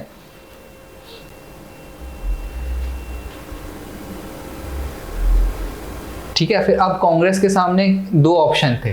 सबसे पहले तो हाँ, अब यहाँ पे हम जो देख रहे हैं ये देख रहे हैं 3 इंपॉर्टेंट सेशन 1905, 1906 एंड 1907। ठीक है, पॉपुलेशन अपने जोरों शोरों पे है, पॉपुलेशन एकदम से चल रहा है, इसमें कोई कमी नहीं आ रही है, लोग अपने तरीके से पार्टिसिपेट कर रहे हैं, बॉयकॉट हो रहा है, सब हो रहा है। अब कांग्रेस का रोल आता है। कांग्रेस उसी टाइम 1905 में सेशन करती है कब? 1905 में। ठीक है, और इसमें प्रेसिडेंट कौन होते हैं? Gopal Krishna Gokhale. So see who is Gopal Krishna Gokhale? I mean to ask that in which category you will keep Gopal Krishna Gokhale? Moderates, but he is becoming president of Indian National Congress in 1905 when extremist phase is also going on, right? तो can you say कि 1900 वो अलग था, दोनों का same ही था। अब ये अपनी आइडियोलॉजी इम्पोज करने की कोशिश करेंगे। ठीक, इन्होंने बोला कि condemn the partition, moderates is also condemning the partition and the reactionary policy of गर्जन सपोर्टेड द एंटी पार्टीशन स्वदेशी मूवमेंट ऑफ बंगाल। तो ये दो चीज हुई इसमें 1905 में। ठीक, नेक्स्ट आया 1905 के बाद extremist acquire dominant influence over the स्वदेशी मूवमेंट इन बंगाल। ऑब्वियसली क्योंकि उन्हीं की मेथोडोलॉजी से काम हो रहा है, तो they will take the dominant position. 1906 आ जाता है, इसी बीच ऐसे होते होते 1906 आ जाता है। 1906 में यहाँ पे प्रॉब्लम आ जाती है कि अब कौन सा प्रेसिडेंट बने। ये इन दोनों में, एक्सट्रीमिस्ट और मॉडरेट्स में प्रॉब्लम आना चालू हो जाती है। तो अभी तो मॉडरेट्स वाला बन गया, अब नेक्स्ट होता है कि भाई प्रेसिडेंट किसको बनाना चाहिए। ठीक, 1906 में तो मॉडरेट्स अपना कैंडिडेट लगाना चाहते थे, एक्सट्रीमिस्ट अपना कैंडिडेट लगाना चाहते थे, लेकिन फिर इसको अवॉइड करने के लिए इन्होंने दादा भाई नौरोजी का नाम बताया, सो that Dadabhai Naoroji was a senior person, तो कोई और उसका विरोध न कर सके। तो दादा भाई नौरोजी बन गया और यहाँ पे सेल्फ गवर्नमेंट और स्वराज का रिजोल्यूशन पास हुआ ना। तो ये इनका आपको प्रेसिडेंटशिप याद रखना पड़ेगा कौन है 1905-6 का। ठीक, स्वराज लाइक यूनाइटेड किंगडम और कॉलोनीज ऑफ ऑस्ट्रेलिया। उन्होंने बोला कि भाई स्वराज तो अभी कंप्लीट इंडिपेंडेंस की बात नहीं हो रही है। 1906 में ये हुआ ना। बनारस सेशन में आप देखो, बनारस में जगह भी याद रखना है आपको, कहाँ पे हुआ है सेशन? बनारस में 1905 वाला। एक्सट्रीमिस्ट का डिफरेंस सामने आने लग गया। कौन से इश्यूज थे? मेथड ऑफ प्रोटेस्ट और president post. Method of protest में एक्सट्रीमिस्ट क्या बोल रहे थे? एक्सट्रीम में जो उनकी आइडियोलॉजीज है, नॉन रैडिकल अप्रोच। हाँ, और क्या कह रहे थे कि एक्सट्रीमिस्ट यहाँ पे क्या बोल रहे थे 19 क्यों डिफरेंस क्या था मॉडरेट्स के साथ इनका? पेटिशन वगैरह से कुछ नहीं होगा, एक्शन से नहीं होगा। हाँ, basically they wanted to spread the movement outside the Bengal. They wanted to, यहाँ पे उनका ये था। मॉडरेट्स हमेशा वही समझने, मतलब संकोच करने वाले, hesitant always, right? So but moderates, extremist were telling कि no, you just expand the this protest. और प्रेसिडेंशियल पोस्ट का तो था ही कि भाई जब उनका तरीका चल रहा है, एक्सट्रीमिस्ट का तरीका, तो वो चाहते थे कि हमारा आदमी प्रेसिडेंट बने। ठीक है, मेथड ऑफ प्रोटेस्ट में क्या प्रॉब्लम थी? Wanted to extend the boycott Swadeshi movement to region outside Bengal ना, बंगाल से बाहर ले जाना था उनको। एंड एक्सट्रीमिस्ट क्या चाहते थे? और इन्होंने बोला था कि आप जो है बॉयकॉट कर रहे हो वो include all form of association such as government, service, law, courts, registry, सबका बॉयकॉट करो। ठीक है, इनका कहना ये था। एक्सट्रीमिस्ट का कहना था कि no, we should not go beyond Bengal. और दूसरी चीज कि totally oppose the boycott of councils and similar associations, है ना। इस टाइम पे देखो काउंसिल में कौन से एक्ट आ चुके हैं? एक तो 1861 इंडियन काउंसिल।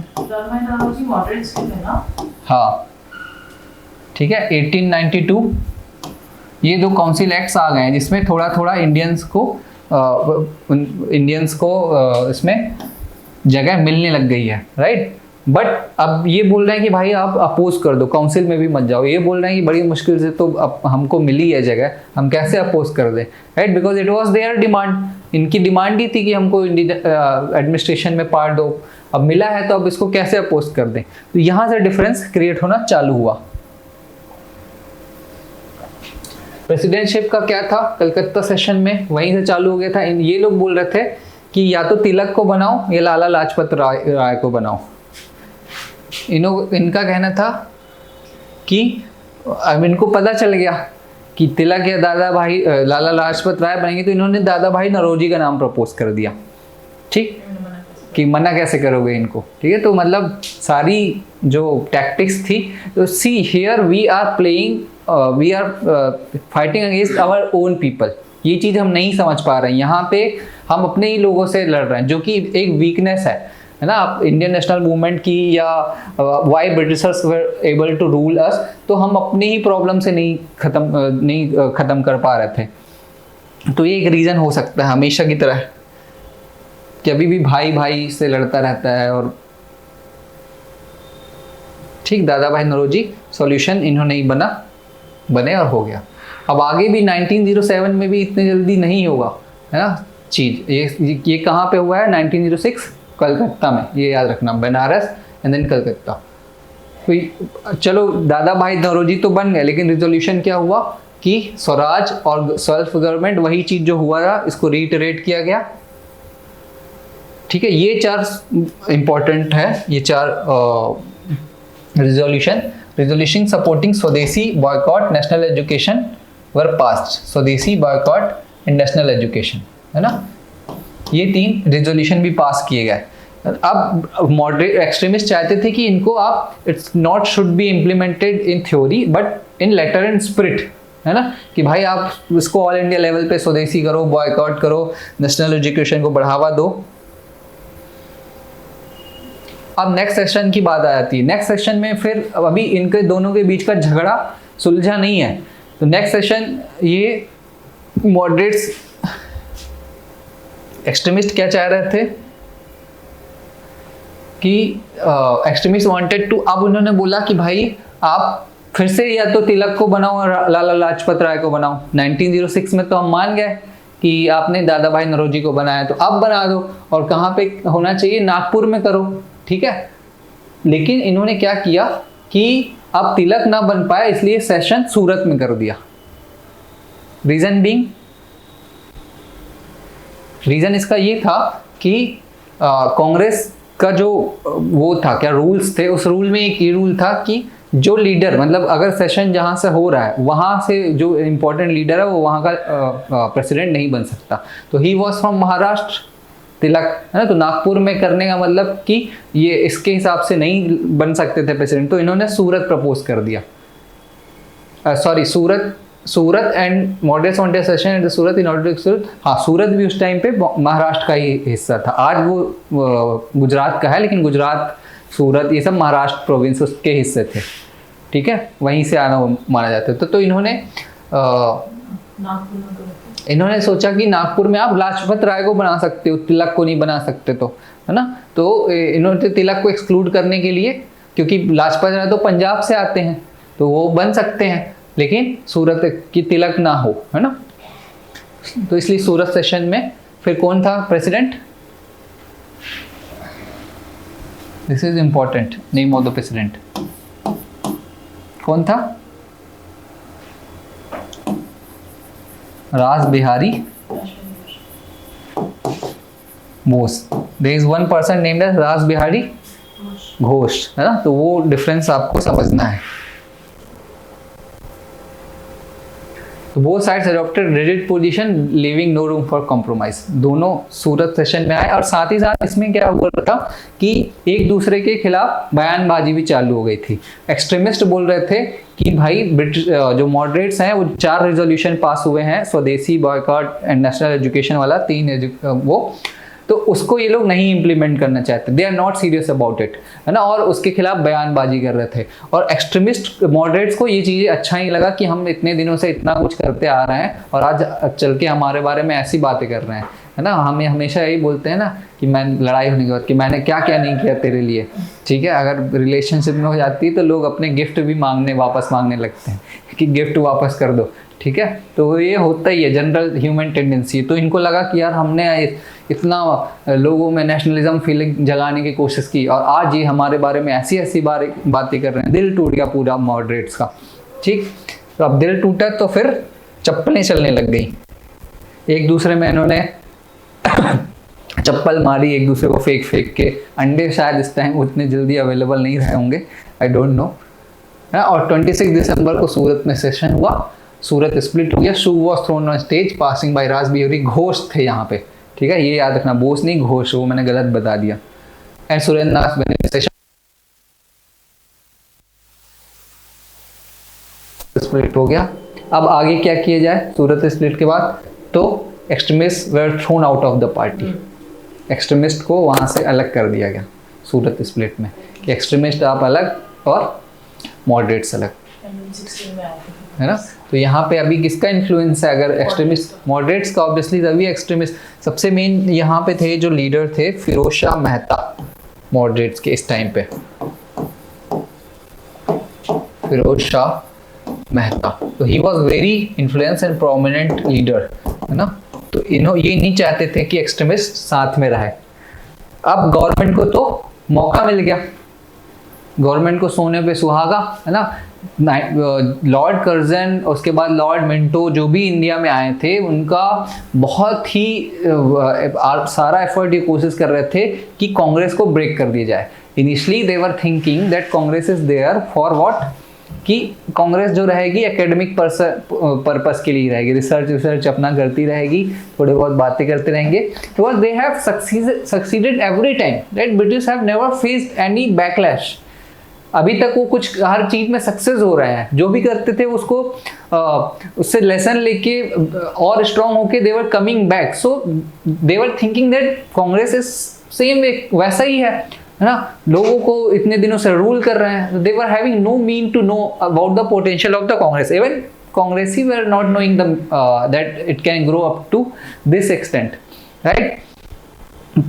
लेकिन बाद में देखा कि Congress is playing major important role. British देखने लग गए कि भाई ये तो एक बड़ा ऑर्गेनाइजेशन बन के उभर रहा है, लोग इससे हमारे खिलाफ आग उगल रहे हैं, सो लेट्स फिनिश इट, है ना, कि अब इस कांग्रेस को ही ख़त्म कर दिया जाए, राइट। तो आप यहाँ से सोचो कि मास में कितनी और एक स्ट्रॉन्ग लीडरशिप में कितनी पावर होती है ना, कि ब्रिटिश ने सबको ख़त्म कर दिया, लेकिन फिर भी it took us so much time to ask Britishers to leave us, कितना सारा समय लगा था। तो ब्रिटिशर को ये सूरत स्प्लिट से मौका मिल गया, दे फील कि हाँ जो हमारी कोशिश थी वो पूरी हो जाएगी, है ना। और एक्सट्रीमिस्ट पे मैसिव अटैक और moderates with low popular base he moderates का चला गया और एक्सट्रीमिस्ट पे उन्होंने अटैक करना चालू कर दिया। तिलक वॉज जेल्ड फॉर 6 years, है ना। यहाँ से समझिए कि कौन कहाँ चला गया। तिलक 6 साल की जेल हो गई। और Aurobindo Ghosh and Bipin Chandra Pal retired from active politics, Lala Lajpat Rai went for abroad, है ना। तो ये चीजें कि तिलक तो जेल ही हो गई 6 साल की, अरविंदो घोष पॉलिटिक्स से रिटायर हो गए, तो मूवमेंट फेडेड होने लग गया, है ना। तो अगर ये देखा जाए तो स्वदेशी मूवमेंट कब तक चला, ईयर गेस करो। नो, 1908, मिड ऑफ मतलब जून या मिड, इससे यहाँ से ऑलमोस्ट फेडेड होने। ये अनलमेंट ऑफ पार्टीशन तो उन्होंने 1911 में किया, लेकिन स्वदेशी मूवमेंट उनको भी जेल हो गई 1908 में ही 6 साल की, फिर 1914 में वापस आएंगे, है ना। और क्या कहते हैं, बाकी लीडर्स भी रिटायर हो गए, तो मूवमेंट ऑलमोस्ट फेड हो गया। अनलमेंट ऑफ पार्टीशन ये हो गया कि 1911 में घोषित कर दिया गया। It was done mainly to curb the rising revolutionary extremist, है ना। अब इसके बाद से रिवॉल्यूशनरी एक्सट्रीमिस्ट आ जाते हैं, मूवमेंट यहीं पे नहीं रुकता है, Muslim political elite were disappointed with this move to play the capital was shifted to Delhi in 1911, the seat of the erstwhile empire, but they were not pleased, है ना. तो दिल्ली दरबार भी हुआ था. हाँ, दिल्ली दरबार हुआ था, दिल्ली में शिफ्ट कर दिया गया कैपिटल. और देखो क्या है, मुस्लिम्स जो हैं वो तो खुश थे एक तरीके से पार्टीशन से, है ना, एलीट जो है पॉपुलेशन नहीं. और फिर जब ये अनलमेंट हुआ तो वो मतलब उनको डिसअपॉइंट हो गए. तो एक वेज बिटवीन हिंदू मुस्लिम क्रिएट होना स्टार्ट हो गया, जो आगे मूवमेंट को शेप करेगा और कैसे होगा वो हम सब देखेंगे. Assam was made separate province, Bihar and Orissa were made separate from Bengal, है ना. तो ये एक तरीके से 3-4 पार्ट किए गए. ठीक, तो this is about what partition of Bengal. अब हम क्वेश्चंस देख लेते हैं उससे. कोई डाउट है अभी तक तो बताओ. Which of the following moderate leaders of Congress associated with Bombay Chronicle? कौन हो सकता है बॉम्बे क्रॉनिकल? गेस करो. G Subramania Iyer. Possibility is less, right. क्यों? क्योंकि ही इज फ्रॉम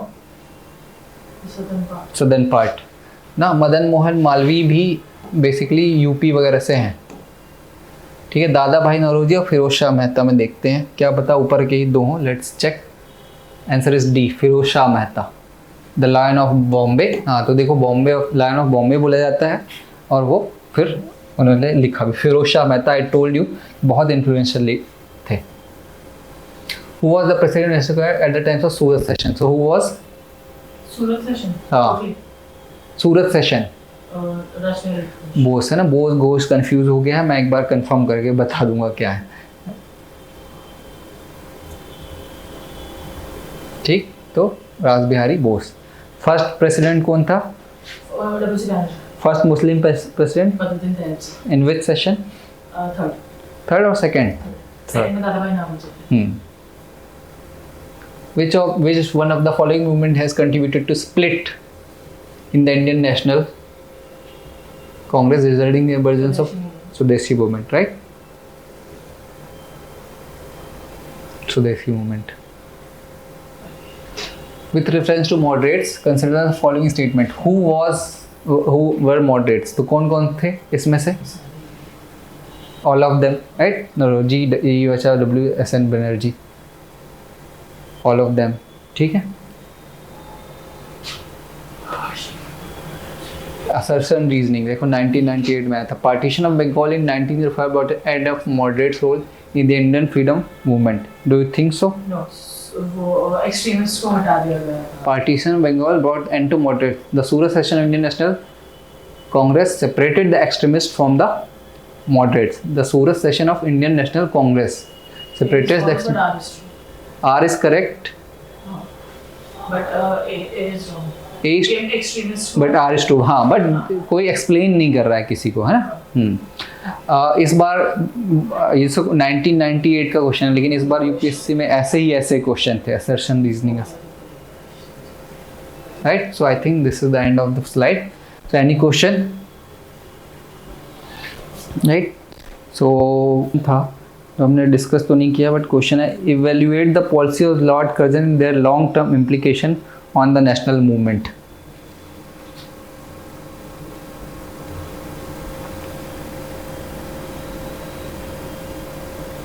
राइट, तो evaluate the policy of Lord Curzon their long term implication. तो इसकी लॉर्ड कर्जन के बारे में मैं आपको बताऊं कि when he came to India, so he was in his mind कि मैं बहुत कुछ चेंज कर दूंगा. ठीक है, और उसने बहुत चेंज किया. यूनिवर्सिटीज़ एक्ट लेके आया, एजुकेशन रिफॉर्म में कुछ एजुकेशन में चेंज किया, फिर पार्टीशन ऑफ बंगाल किया. ऐसे 3-4 पॉलिसीज़ थी लॉर्ड कर्जन की. ठीक, तो ये ऐसे बेसिक किसी बुक में तो नहीं रहता, ऑप्शनल वाले कवर कर सकते हैं इसको. या Calcutta corporation act head towards India and Curzon's progressive policies in their pay way for political stability ना. हाँ, यूनिवर्सिटी कमीशन एक्ट. तो ये बहुत ही स्पेसिफिक क्वेश्चन है, तो ये हर किसी को जनरल स्टडीज़ वाले को तो नहीं पता होगा.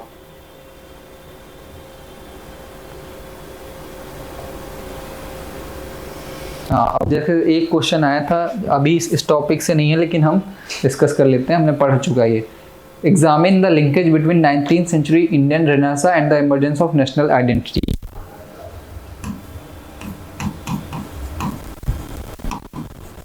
Examine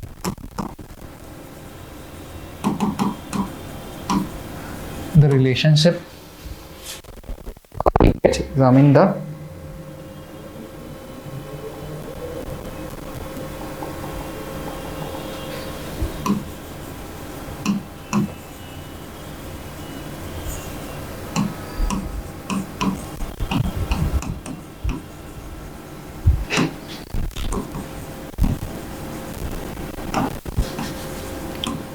Renaissance and emergence of Indian Renaissance of 19th century.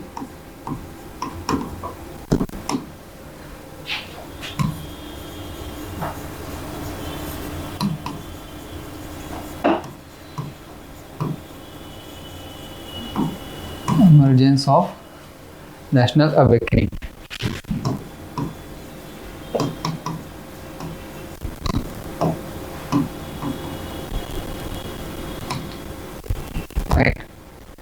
तो आपको we have discussed everything, right?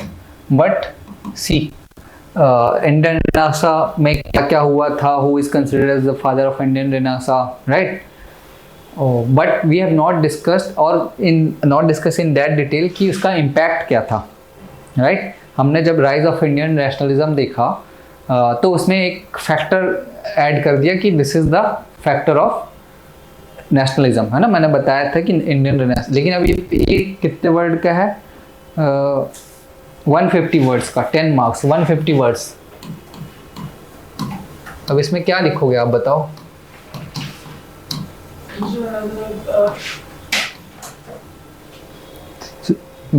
करना क्या है इसमें, मतलब आप करना क्या, examine the linkage and emergence of national awakening. इसमें आपको ये सिंपल ये बताना है कि जो सोशल रिफॉर्म मूवमेंट है उससे नेशनल अवेकनिंग कैसे आई।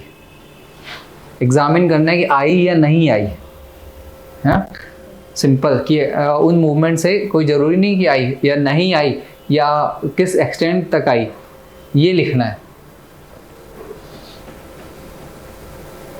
ठीक। तो ये है, इसका इम्पैक्ट की बात हो रही है और हमने सब पढ़ रखा है। बट ये अगर सेक्शन की बात करें तो बुक है शेखर बंदोपाध्याय, उसमें ये ऐसा पूरा उन्होंने एक्सप्लेन किया है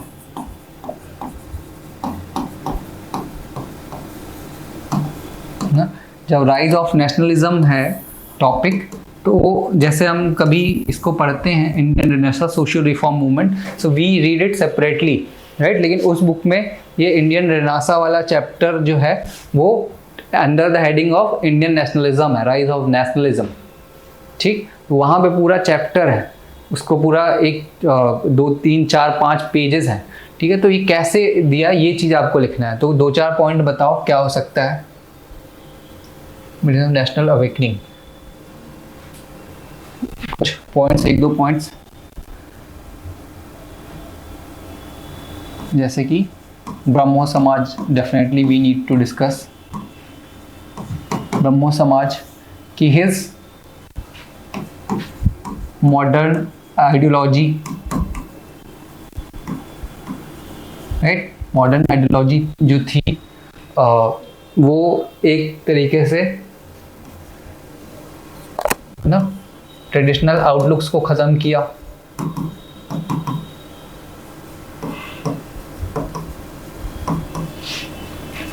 आउटलुक was diminished, right? और नेशनल अवेकनिंग में और किसका क्या हाथ था,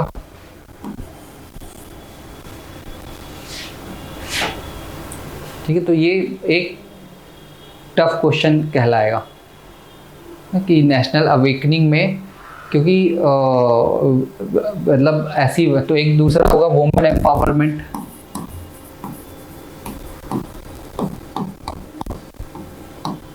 राइट। इसको आप Sati is हाँ, इसको वुमेन एम्पावरमेंट को लिंक करोगे किससे? Participation of women in Swadeshi movement.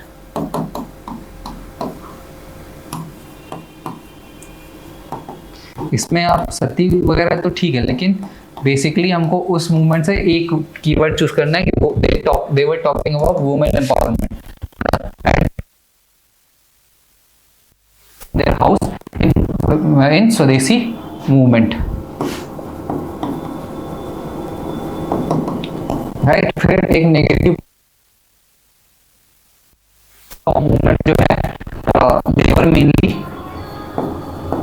they were talking about और they were mainly Hindu dominated mostly, है ना। तो ये आगे एक वेज क्रिएट किया नेशनल रेटिंग में, राइट। ऐसे करके हम 2-3 चीजें लिख सकते हैं।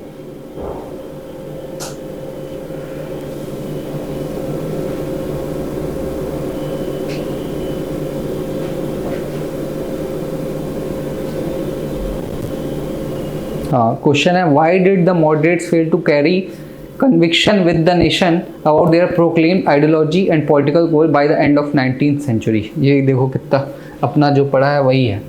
क्वेश्चन लिखता हूँ मैं, why did the moderates fail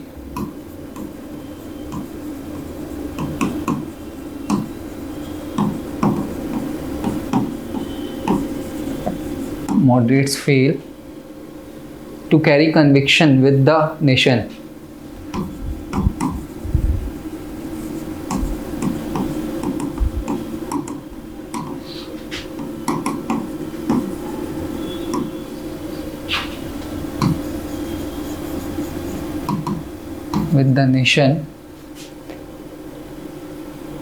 about their proclaimed ideology and political goals.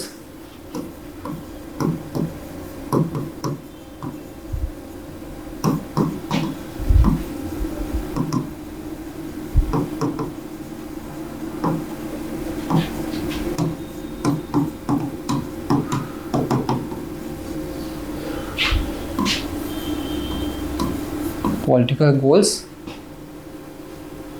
by the end of 19th century. By the end of 19th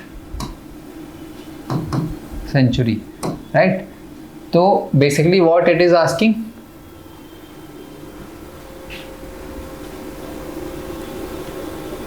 why moderates are not able to succeed, why they were not able to succeed, right? तो सबसे पहले तो इसमें आपको ये लिखना पड़ेगा थोड़ा सा about proclaimed ideology and political goal in 1-2 line ना, so that that is their ideology was that Britishers are there for their benefit and we have to cooperate with Britishers, okay, and the goal was to be under British and then continue with the bit of work. And also their demands, political goals में demands आएंगे, है ना, to bring the administration, indigenization, ये सब जो हमने discuss किया था, ठीक है। और फिर फेल क्यों हो गए, रीज़न फॉर फेलियर्स, और क्या क्या होगा, Too slow. Too slow. For not understanding the nature of British,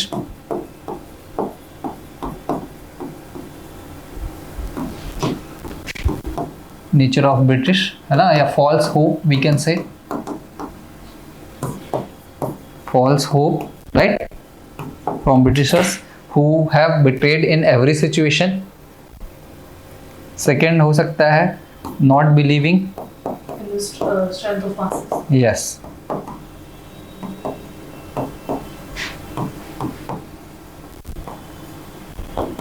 strength of masses.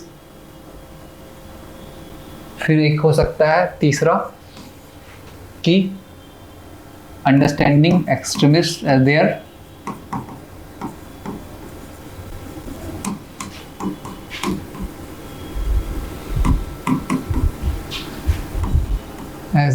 what Opponents.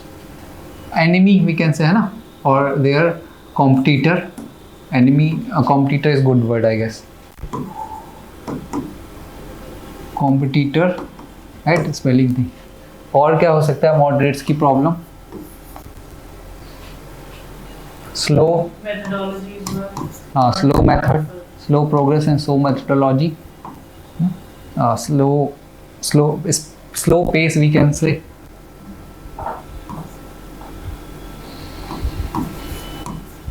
Right, ये कितने वर्ड का था? इसमें वर्ड्स नहीं लिखा।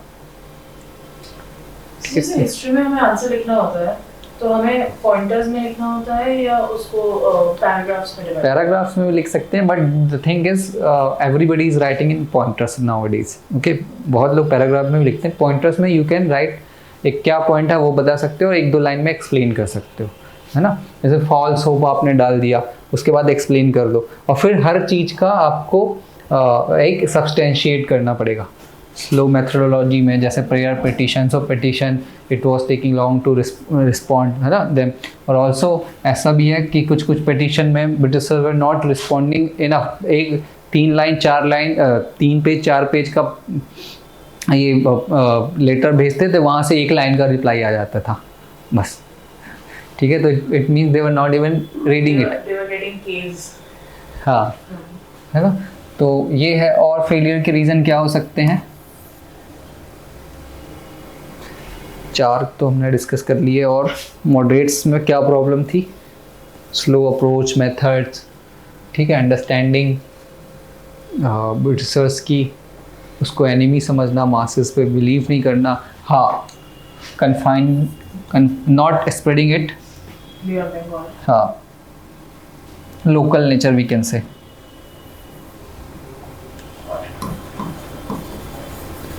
लोकलाइज्ड, है ना।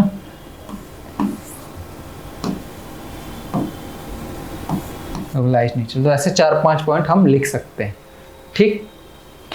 तो फिर आज इसको एंड करते हैं। कल हम लोग रेडिकल मिलिटेंट नेशनलिज्म देखेंगे, और उसके साथ मिलिटेंट नेशनलिज्म के बाद वो तो हो जाएगा। नेक्स्ट हम लोग देखेंगे मेरे ख्याल से non cooperate, arrival of Gandhi, yes, ठीक है। मिलिटेंट नेशनलिज्म के बाद अराइवल ऑफ गांधी, और गांधी के बाद मूवमेंट, और फिर गार्जियन फेस चालू हो जाएगा।